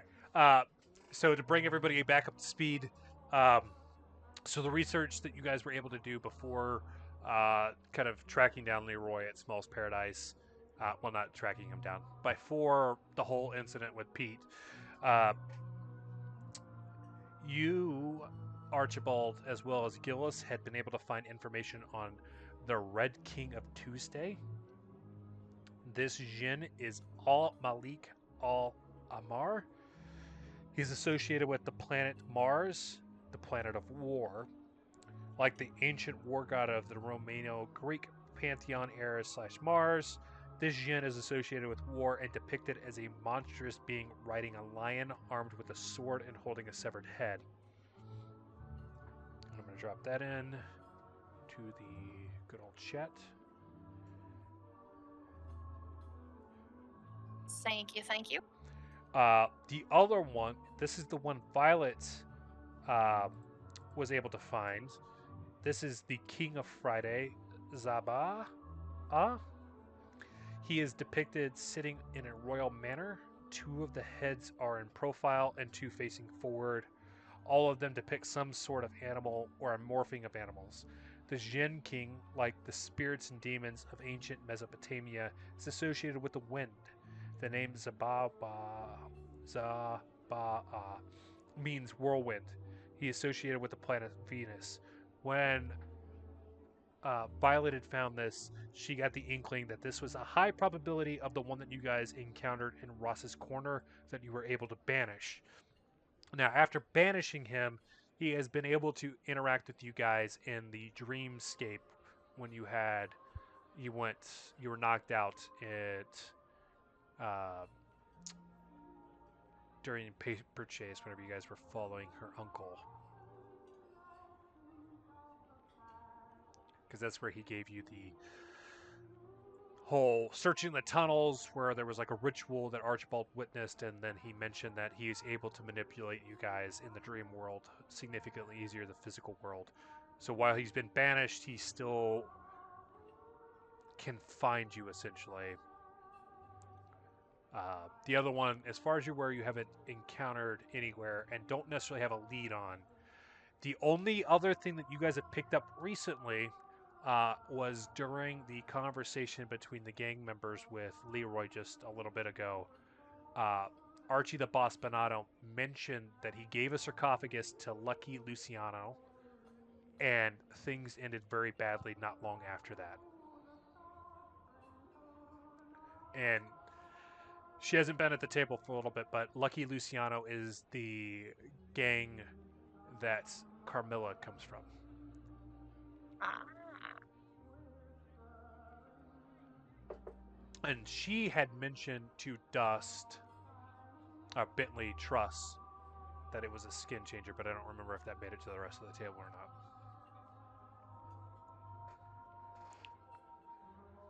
Hmm. Well, it's late now. We should probably ponder the rest of this in the morning. At least I think so. Then we can try and track down maybe either the sarcophagus or one of the other leads. I think that's a very good idea. Violet, what do you think?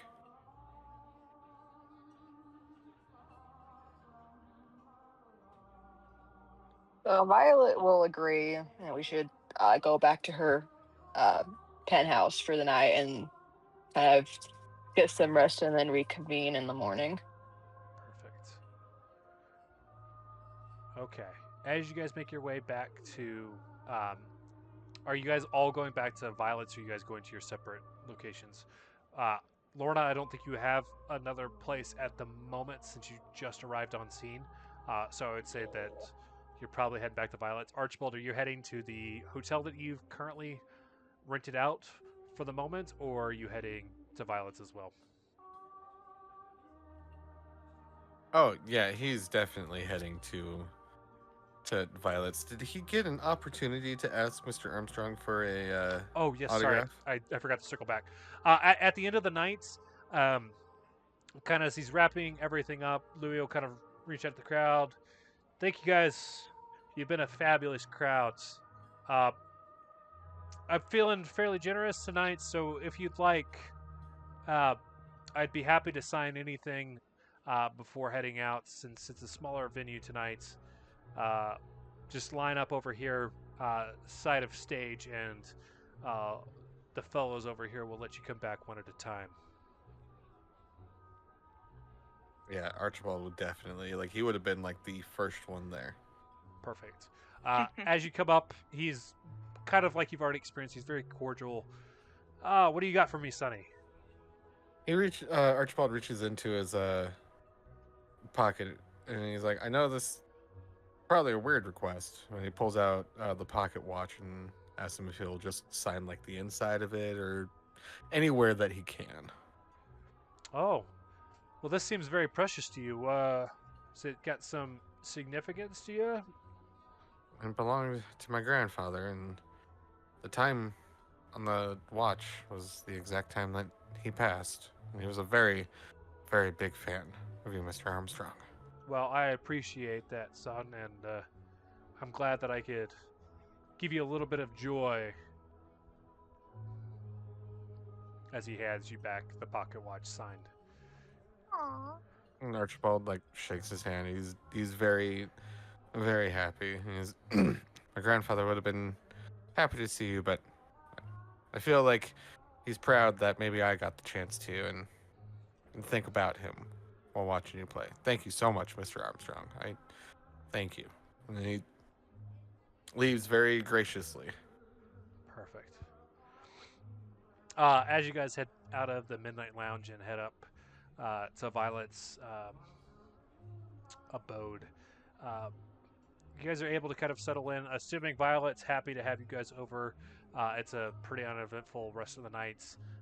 You've got a handful of leads that you can follow up on, and like I said, this will lead into a developmental phase. So, any successes that you had, I forgot to remind everybody, you should have been checking the box next to it if you had a success.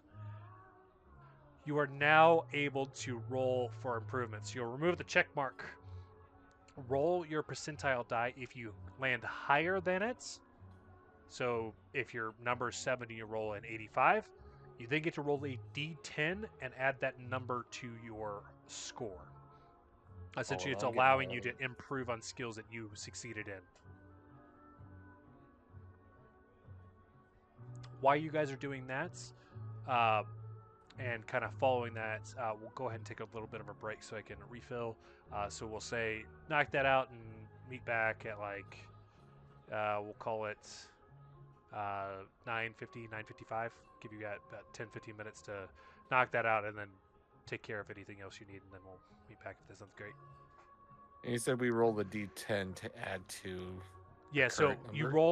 roll the percentile die first. If you roll higher than the score you currently have, then you get to roll a Mhm. d10 and add that. So kind of think of it as this is like as you get better at a skill, it's harder and harder to improve it.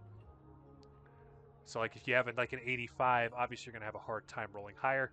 Cap on any score is 99, so you can't have anything higher than 99. I don't think that's an issue, but if you're getting close, that just keep that in mind because you always have a 1% chance of fail, but you can basically narrow that down pretty high. And I'll be back briefly to answer any other questions you have on it. Okay, since I was yelled at, I'm back. Very good. Is that everybody? I guess. Yes. If you're getting yelled at, I assume Violet was in there yelling at you. Oh yeah, because my kid was like, "What if I want to run a campaign for my friends while you're gone? What should I do?" So I'm like, "Read the handbook. Read both handbooks. Read this. Do this. Plan. Yeah, the plan is the big one. don't just jump in there with nothing and expect to have something." Unless they've got a module already handy, like Philander's, whatever. That's a beginner Well, one. and that's another thing that I told my kid. I'm like, just get on D&D Beyond, read the DM handbook, read the monster manual. There are plenty of campaigns that you can run on D&D Beyond that are free, but for the love of fuck, read that entire thing first.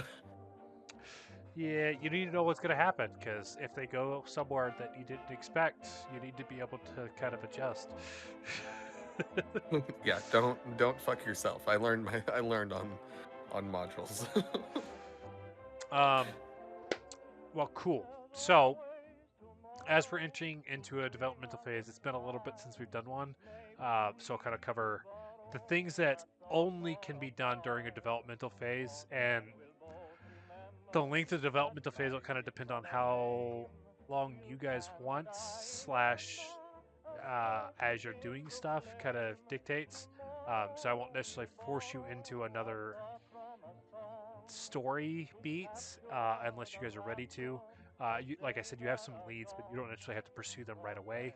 Um, but the things that you can only do during a developmental phase is regaining sanity. Um, there's two methods to that. So there's interacting with a part of your backstory. Um, if you interact with a part of your backstory that's not your key connection, uh, you have to make a sanity roll after you describe what you're doing. On a success, you get to add 1d6. On a fail, you lose 1 sanity. And I, as the keeper, can alter something with that backstory. So, like, it might put a dark tinge on it. So, like, your best friends in your backstory might have, like, some blemish that you're now, like, acutely focused on. Where it's like, you lent them $10 and they never repaid you, and you're hung up on that. Like that could happen if you fail your roll. If Honest, you asshole. if you use your key connection, you get a bonus die when you make that roll, so you have a higher probability of success. I also cannot change your key connection, even if you fail, unless you have multiple opportunities to prevent that from happening, because it is your key connection. Uh, You can also change your key connection during developmental phases. So if something happened during that particular story beat that you now feel more attached to something else in your backstory, you can change that. You like if you've added things to your backstory. Uh, so like maybe you added a new person that you're really connected with. Like think of like if you start having a romantic sort of interaction with another person in the group, you could add that to your backstory and that could become your key connection. Like you have those opportunities during the developmental phase to change it. So like instead of Archibald's locket, he could change it to something else if he really wanted to. Or the locket, in my opinion, probably is even more of a key connection than it already was. But that's an option. The other one is employments, basically an opportunity to increase your credit rating. Um, so if you do stuff for your job, you get to roll uh, a skill associated with the job. On a success, you get to add 1d10 and higher depending on what level of the success. If you do nothing with your job for any given month, you end up lowering your credit rating by 1d10, and extended periods of this mean you basically become poor because you're not doing your job. You can also train skills during this time period. Um, basically, any skill that you want, uh, it takes roughly 4 months to increase your skill by 1d10. But if you roll the skill and score high enough on like the successes, you can shorten that time. Most of these work in like 1 month increments. So the employment one month, you describe what you're doing for employment, then you get the role essentially.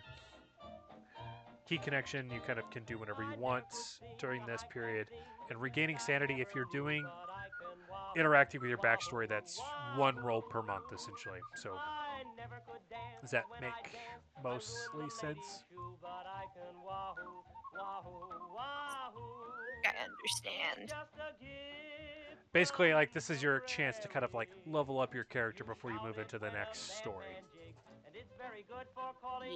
You guys are also able to do anything else that you want. So like the loose threads we currently have is you currently are in possession of some sort of evil trumpet that you know was given to someone with the intention of having them raise the dead, and you have no clue how long it will be before someone comes looking for said trumpet. So what are you doing with that? You have some leads on Jin. Currently, you have details on 2 of the 7, and the only one that you know exactly where it's at is the one that you dealt with already. All the other ones are unaccounted for. The lead that you have is that Archie the boss Bonato purchased them, and you know he gave one to Lucky Luciano, but you don't know what he did with the other 5. So you could potentially do research on the 5 Jin that you don't currently have details on. You could have a conversation potentially with either Lucky Luciano or Archie the boss to figure out who the other owners are. You also know that Lucky Luciano had a very bad experience after receiving his, so you could get details on what happened and potentially follow up on that. And then obviously all these other things during the developmental phase. But I will turn it over to you guys. I think we'll just go in Discord order and kind of like maybe like a week at a time, essentially. We'll pick up right after this evening, but we'll start with you, Archibald. Of course, they're gonna put me in the hot seat, huh? I can skip you if you don't want to. I'm just trying to think of like overall what is going to be important for Archibald at this second, because The sanity improvement is probably the highest priority, I think, for Archibald. yeah, The other option, I think I skipped over this. The other option for regaining sanity is meeting with a psychiatrist. On that one, you roll a D100 versus their psychoanalysis score. If you succeed, you get 1d3 sanity. On a fail, you lose 1d6 sanity, and you cannot use that psychiatrist again, or at least not for the next roll. oh, So, like, it's not as effective as working with your key connections, but you're also rolling against a professional psychiatrist's score instead of your own sanity. So, like Archibald, for you, unfortunately, your key connections, while great, you're going to have a harder time because of how low your sanity already is. Because you're rolling against your current sanity score. right. Is there a psychiatrist in town? There's a couple that you're not necessarily familiar with. Gilus is proficient in it, so he would be an option. Otherwise, you would just kind of find the local one. Yeah, I mean, if you're gonna play, if you're gonna have Gillis as an NPC, then definitely Archibald would go visit Okay. Gillis. I don't have his most recent sheets, but I will go off of what his original was, which I think was still pretty good. Score there. Gilus Hornbyll.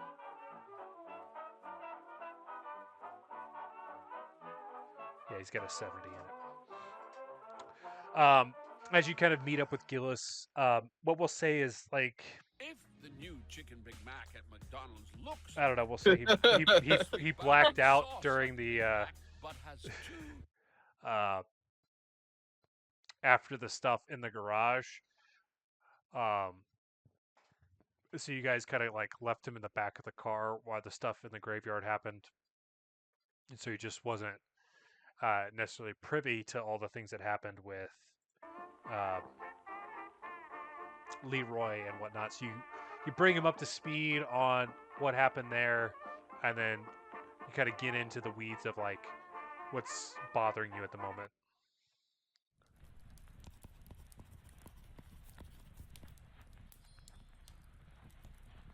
Yeah, definitely. And I just want to like note, like, when Archibald gets to Gillis's practice, like the first thing he does is just like walk in and very dramatically slump backwards onto like his couch and just kind of start spilling the guts. What is it, Archibald, my dear boy? Gillis, questioning a lot, seen a lot of things, we've done a lot of things. My head, my brain, it all seems very foggy and like turned to mush, you see. Thought I knew a lot when it came to what we were doing. But it turns out I don't know anything. I don't want to get us killed. Well, Archibald, I think that's one of the things I am still coming to terms with. I mean, I was a non-believer whenever we started. I thought it was all gobbledygook. And have come to terms with the fact that the paranormal is real. You already believed in it, and now realizing that it's even more dangerous than you already assumed. It's got to be a trying thing.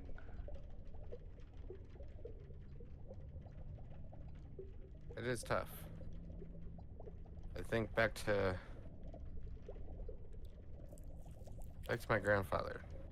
Not that I wish that he would. I don't want him to have to see the things that we saw. It's not that. It just makes me wonder if all of this is possible. Where is he?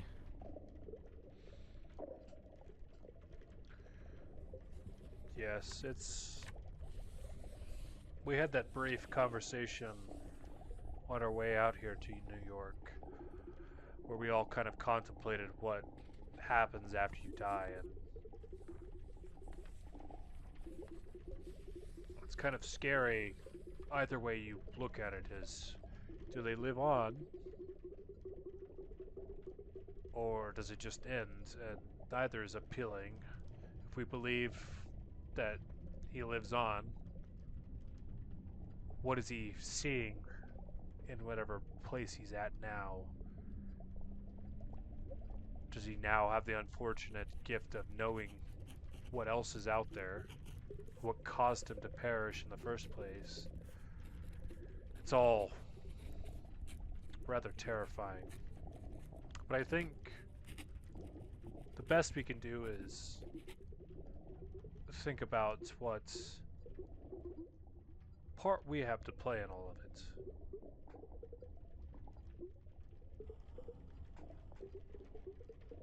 And focus on what we can do and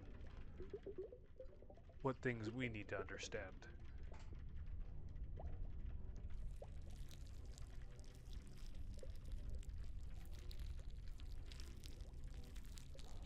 Archibald thinks on this for a moment, and then finally says, "Thank you, Gillis. I think I know what I can do, what I need to do. Keep a strong head and move forward. It's either we beat this undead problem, Well, we become a part of them. It's a little morbid, but I don't think it's inaccurate. As always, Archibald, I'm here for you if you need me. Archibald thanks Gillis for his time and, wraps up his little session with him. Perfect. Go ahead and give me the roll. You need a 70 or lower.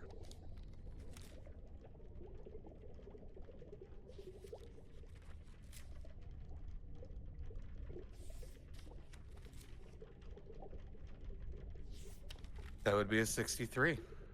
Perfect. You can go ahead and add 1d3 sanity. You're able to do another one of these if we go past a month as far as developmental phase. So you can do one per month, either this or a key connection, whichever, or background connection, whichever you prefer.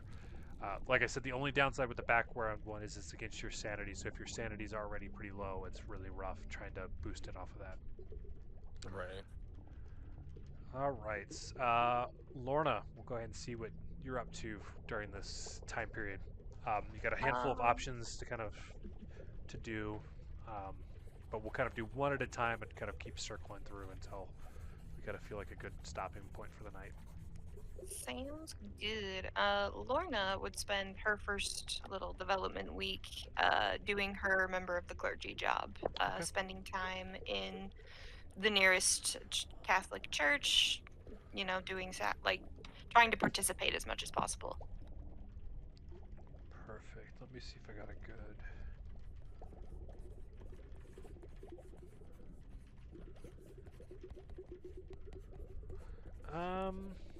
Saying the prayers, sitting with the old ladies, doing the do. Perfect. I'm just. It's one of those. I'm just trying to think of what skill to have you roll for. Oh, you're good. How well you improve. I guess what is we're talking like prayer. Is there any other specific thing in the church that you're focused on? To kind of help the organization as a whole. Yeah.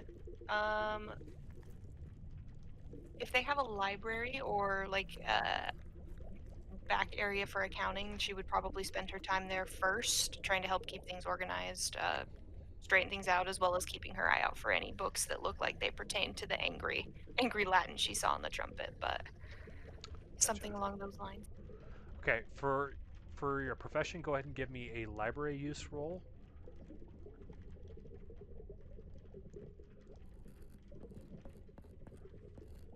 Oh, that's a 68. I needed a 40. Okay. There's no negative impact. It just means you're maintaining your same level of income. You just don't get necessarily an improvement. As far as keeping a lookout for the Latin inscriptions, go ahead and give me another library use roll. Round 2. We had a 25, but it was 85. Okay. The type of writing there seems to be very obscure. It's not a normal religious sort of association. So like, despite how much of the books you're kind of filtering through, it's not something you would as you keep filtering through it, the more you realize that this is something a little bit more occult lined and less religiously aligned. Like there is some overlap between those two, but in this case, you're probably going to need to go to a library associated more with the occult, such as like PICA's repository of stuff. Okay. Well, continuing on with our work for the week. Perfect.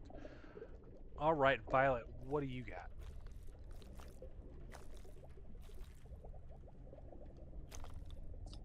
So Violet will just kind of proceed to work on finishing her next book.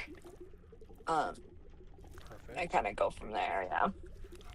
Okay, go ahead and give me a What have we been doing for that one? Were we using library use for that one as well for writing, or were we doing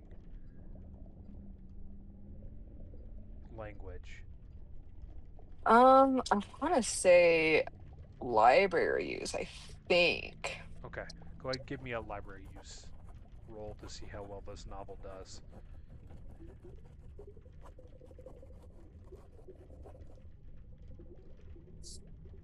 That was a whole 6. A whole 6? Like you rolled I rolled a 6.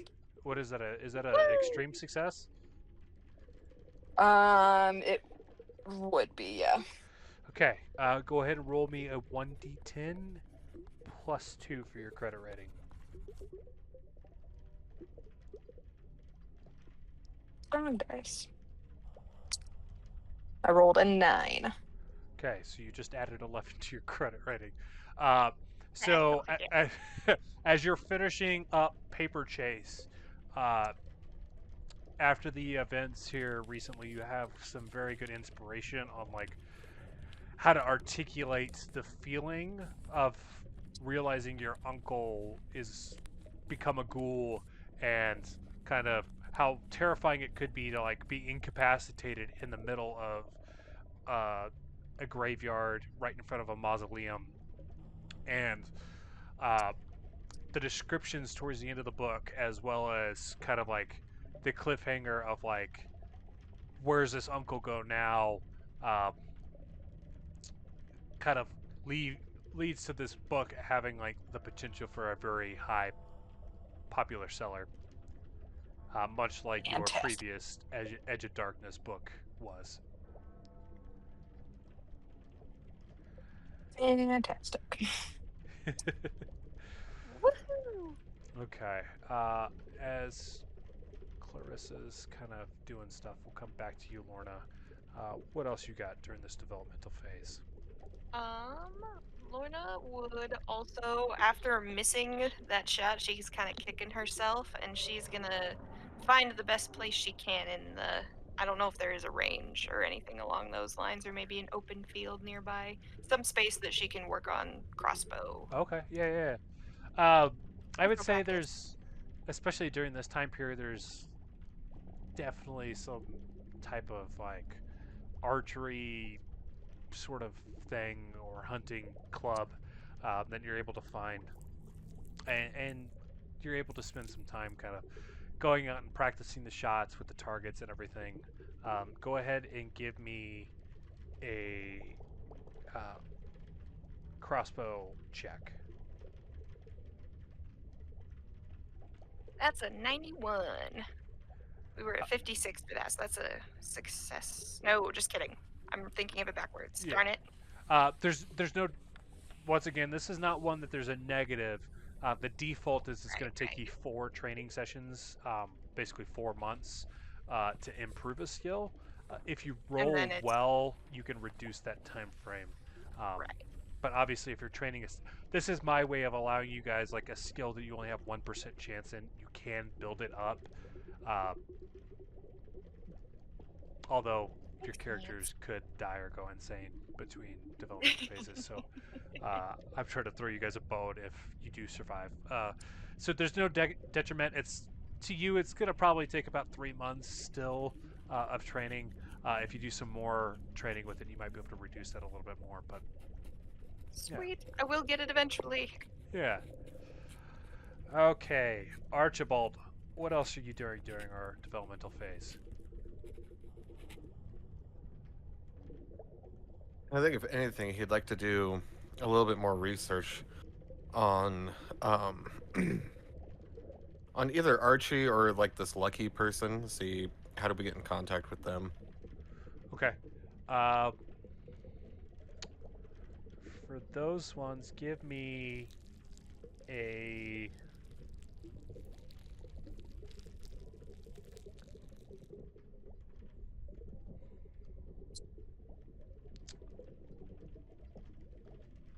either an intelligence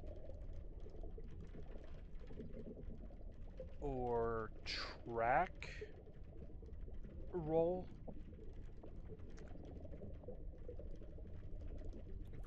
track is terrible. Or another one that makes sense to you and you can explain how you're using that approach. Those are the ones I think make the most sense for it. There's not a profession skill, because otherwise I'd have you go that route, but Just drop my dice. Where'd it go? Son of a bitch. Oh, there it is.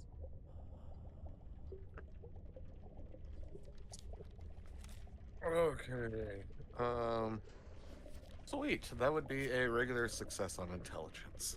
perfect. Which one are you specifically wanting to go after? Archie or Lucky? Well, I've known about Archie, didn't I? You knew sort of the baseline information. You know that he is currently kind of like the head of New York in general, and this includes all 5 islands or all 5 boroughs. Um, and specifically, he runs out of uh, Manhattan, since it's the most populated of the boroughs. Um, but as far as any Yeah, depth behind that, besides that, there's not much that you know on him. I think knowing that information, like Archie will take the smart route and go after Lucky. Okay. Um, you already know a tidbit just from your interactions with Carmela, because she's mentioned that she works for Lucky Luciano. Um, the other kind of bits you know is that he runs out of Queens, so he's currently the leader of the Queensboro. Uh, he was kind of rising very quickly up the ranks as far as like mob bosses kind of go. Uh, him and Archie the boss both were under another guy ages ago in the 5 Points gang. Um, and after they kind of like grew up in there, they split and kind of like formed a loose alliance between themselves. Um, but he had some hardship here recently. Um, Talk on the street is that there was like some infighting with the gang, but the whispers plus what you overheard from Archie the boss is that something that they can't explain happened, and a bunch of members died at one of the warehouses, and um, the little bit you try and talk with Carmilla about it, she avoids it at all costs. Like the only thing she mentions is that like fucking skin changers, man. Okay.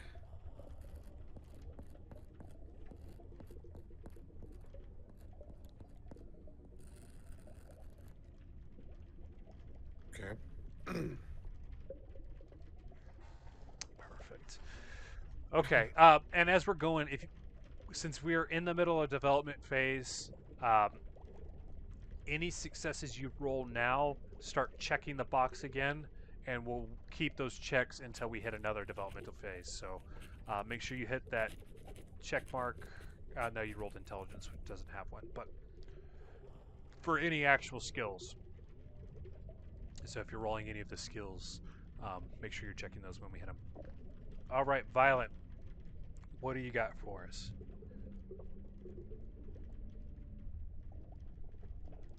Well, since she finished the book for the most recent adventure, um, You finished the one for the story beat before this, so that was Paper Chase, the one with your uncle. oh, You haven't that's started right. on the one for Dead Man Stomp. So we will start said book for this one. Okay, so we'll say this is month 2 for Violet. We can backtrack if you wanted to do other things during the first month, but if you're working on your book, we'll go to month 2 for that one. But you Okay. can go ahead and give me a library use roll. 36. Which is that a regular success? Regular success. Okay, perfect. Go ahead and give me a D10 roll for an improvement on your credit rating. Another 9. Perfect. Damn. You're making great headway on your book there. I would say you easily get up to like a good cliffhanger for the end of a chapter where like it's right as Pete Monesco rises up from the dead in the middle of the speakeasy, and that's kind of like where you leave the chapter off before you head into the next bit of the story. Fantastic. Okay. These books sound so cool. Yeah, so for flavor, what we did is the names of her books are the names of the modules that I was running from. Ooh. I love it. Okay. I think we'll do one more tonight and kind of go around the table, and then we'll get into favorite parts and stuff like that. So, Archibald, what else you got during our developmental phase?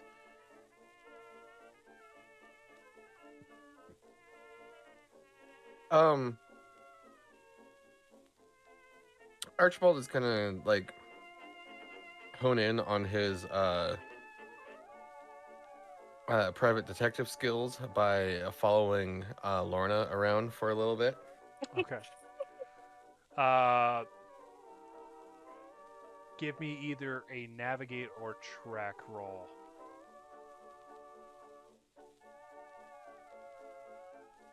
Lorna's so excited to have a friend at the library.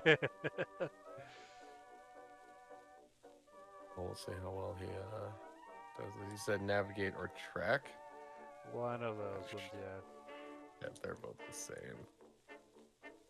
Yeah, no, that's a fail on either one. I mean, you're able to kind of like figure out where Lorna has been kind of operating out of during this time period. You know that she's doing some church stuff, but as far as like doing it inconspicuously, you're not able to do it that way.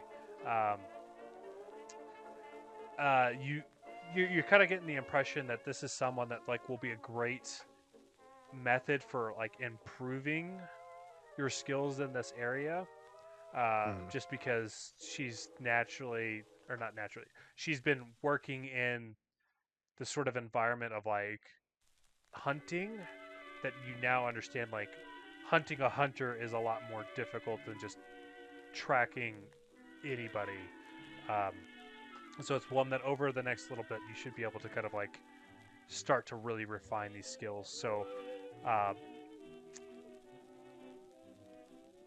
if you keep doing tracking or whichever one you rolled, you could potentially increase that score over the next few months. As far as like profession-wise goes, there's no negative impacts. It just means you're currently maintaining your quality of life at the moment. Okay, perfect. Lorna, I just want to say, like, you know 100% that Archibald is tailing you, and like every time that you turn around and see him, he either ducks behind a lamppost real quickly, or like around the corner. But even when he's standing behind a lamppost, he's not standing like skinny ways. He's like wide ways, so you can still see his shoulders. She will do her best to absolutely ignore him and let him feel good about himself for a little bit. He really appreciates that. Perfect. Okay, Lorna, what else you've got? The last thing. Oh, go ahead. Sorry. And to clarify, you guys are also allowed to interact with each other. It doesn't necessarily have to be a specific individual thing, if that wasn't already clear. Oh.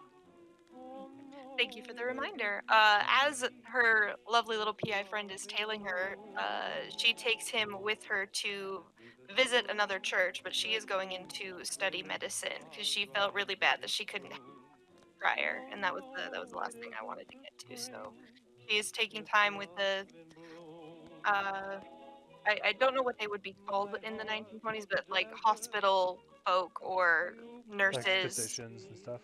physicians, and those who would be available to her at that Perfect. in the space. Yeah, you're definitely able to kind of shadow them and most of them, as long as they're not like super slammed with patience or anything like that, are willing to kind of like give you some like pointers on things, um, and kind of walk you through the process. Um, Go ahead and give me a medicine check.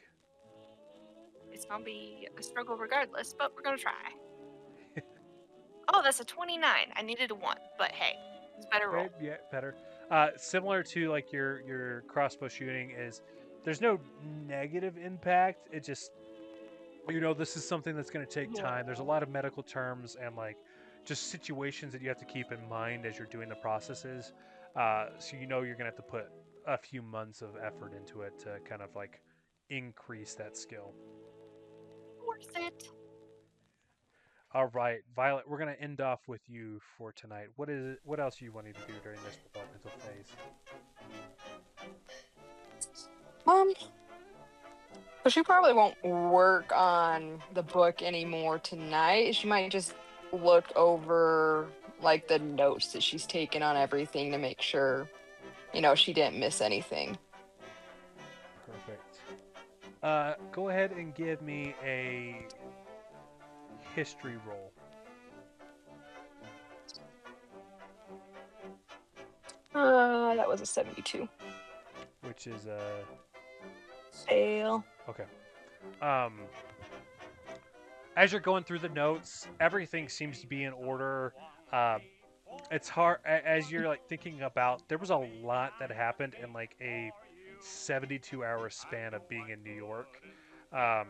You think about it as you go from one night of like having a great time, like dancing and like interviewing this treasure hunter, and then a couple days later, you're watching a dude get the shit blown out of him in front of you, getting sprayed with blood, to the next night the next morning finding out this dude could raise the dead with a trumpet, to then watching or hearing a dude get murdered and brought back to life to just test the theory and then get shredded with a Tommy gun, to that night watching the dead be raised by the same guy with a trumpet and kind of like not necessarily being able to like do anything about it, or at least not immediately be able to do something about it. So like there's a lot of like minor details that you feel like you're missing, but like you've got the gist of the plot kind of covered.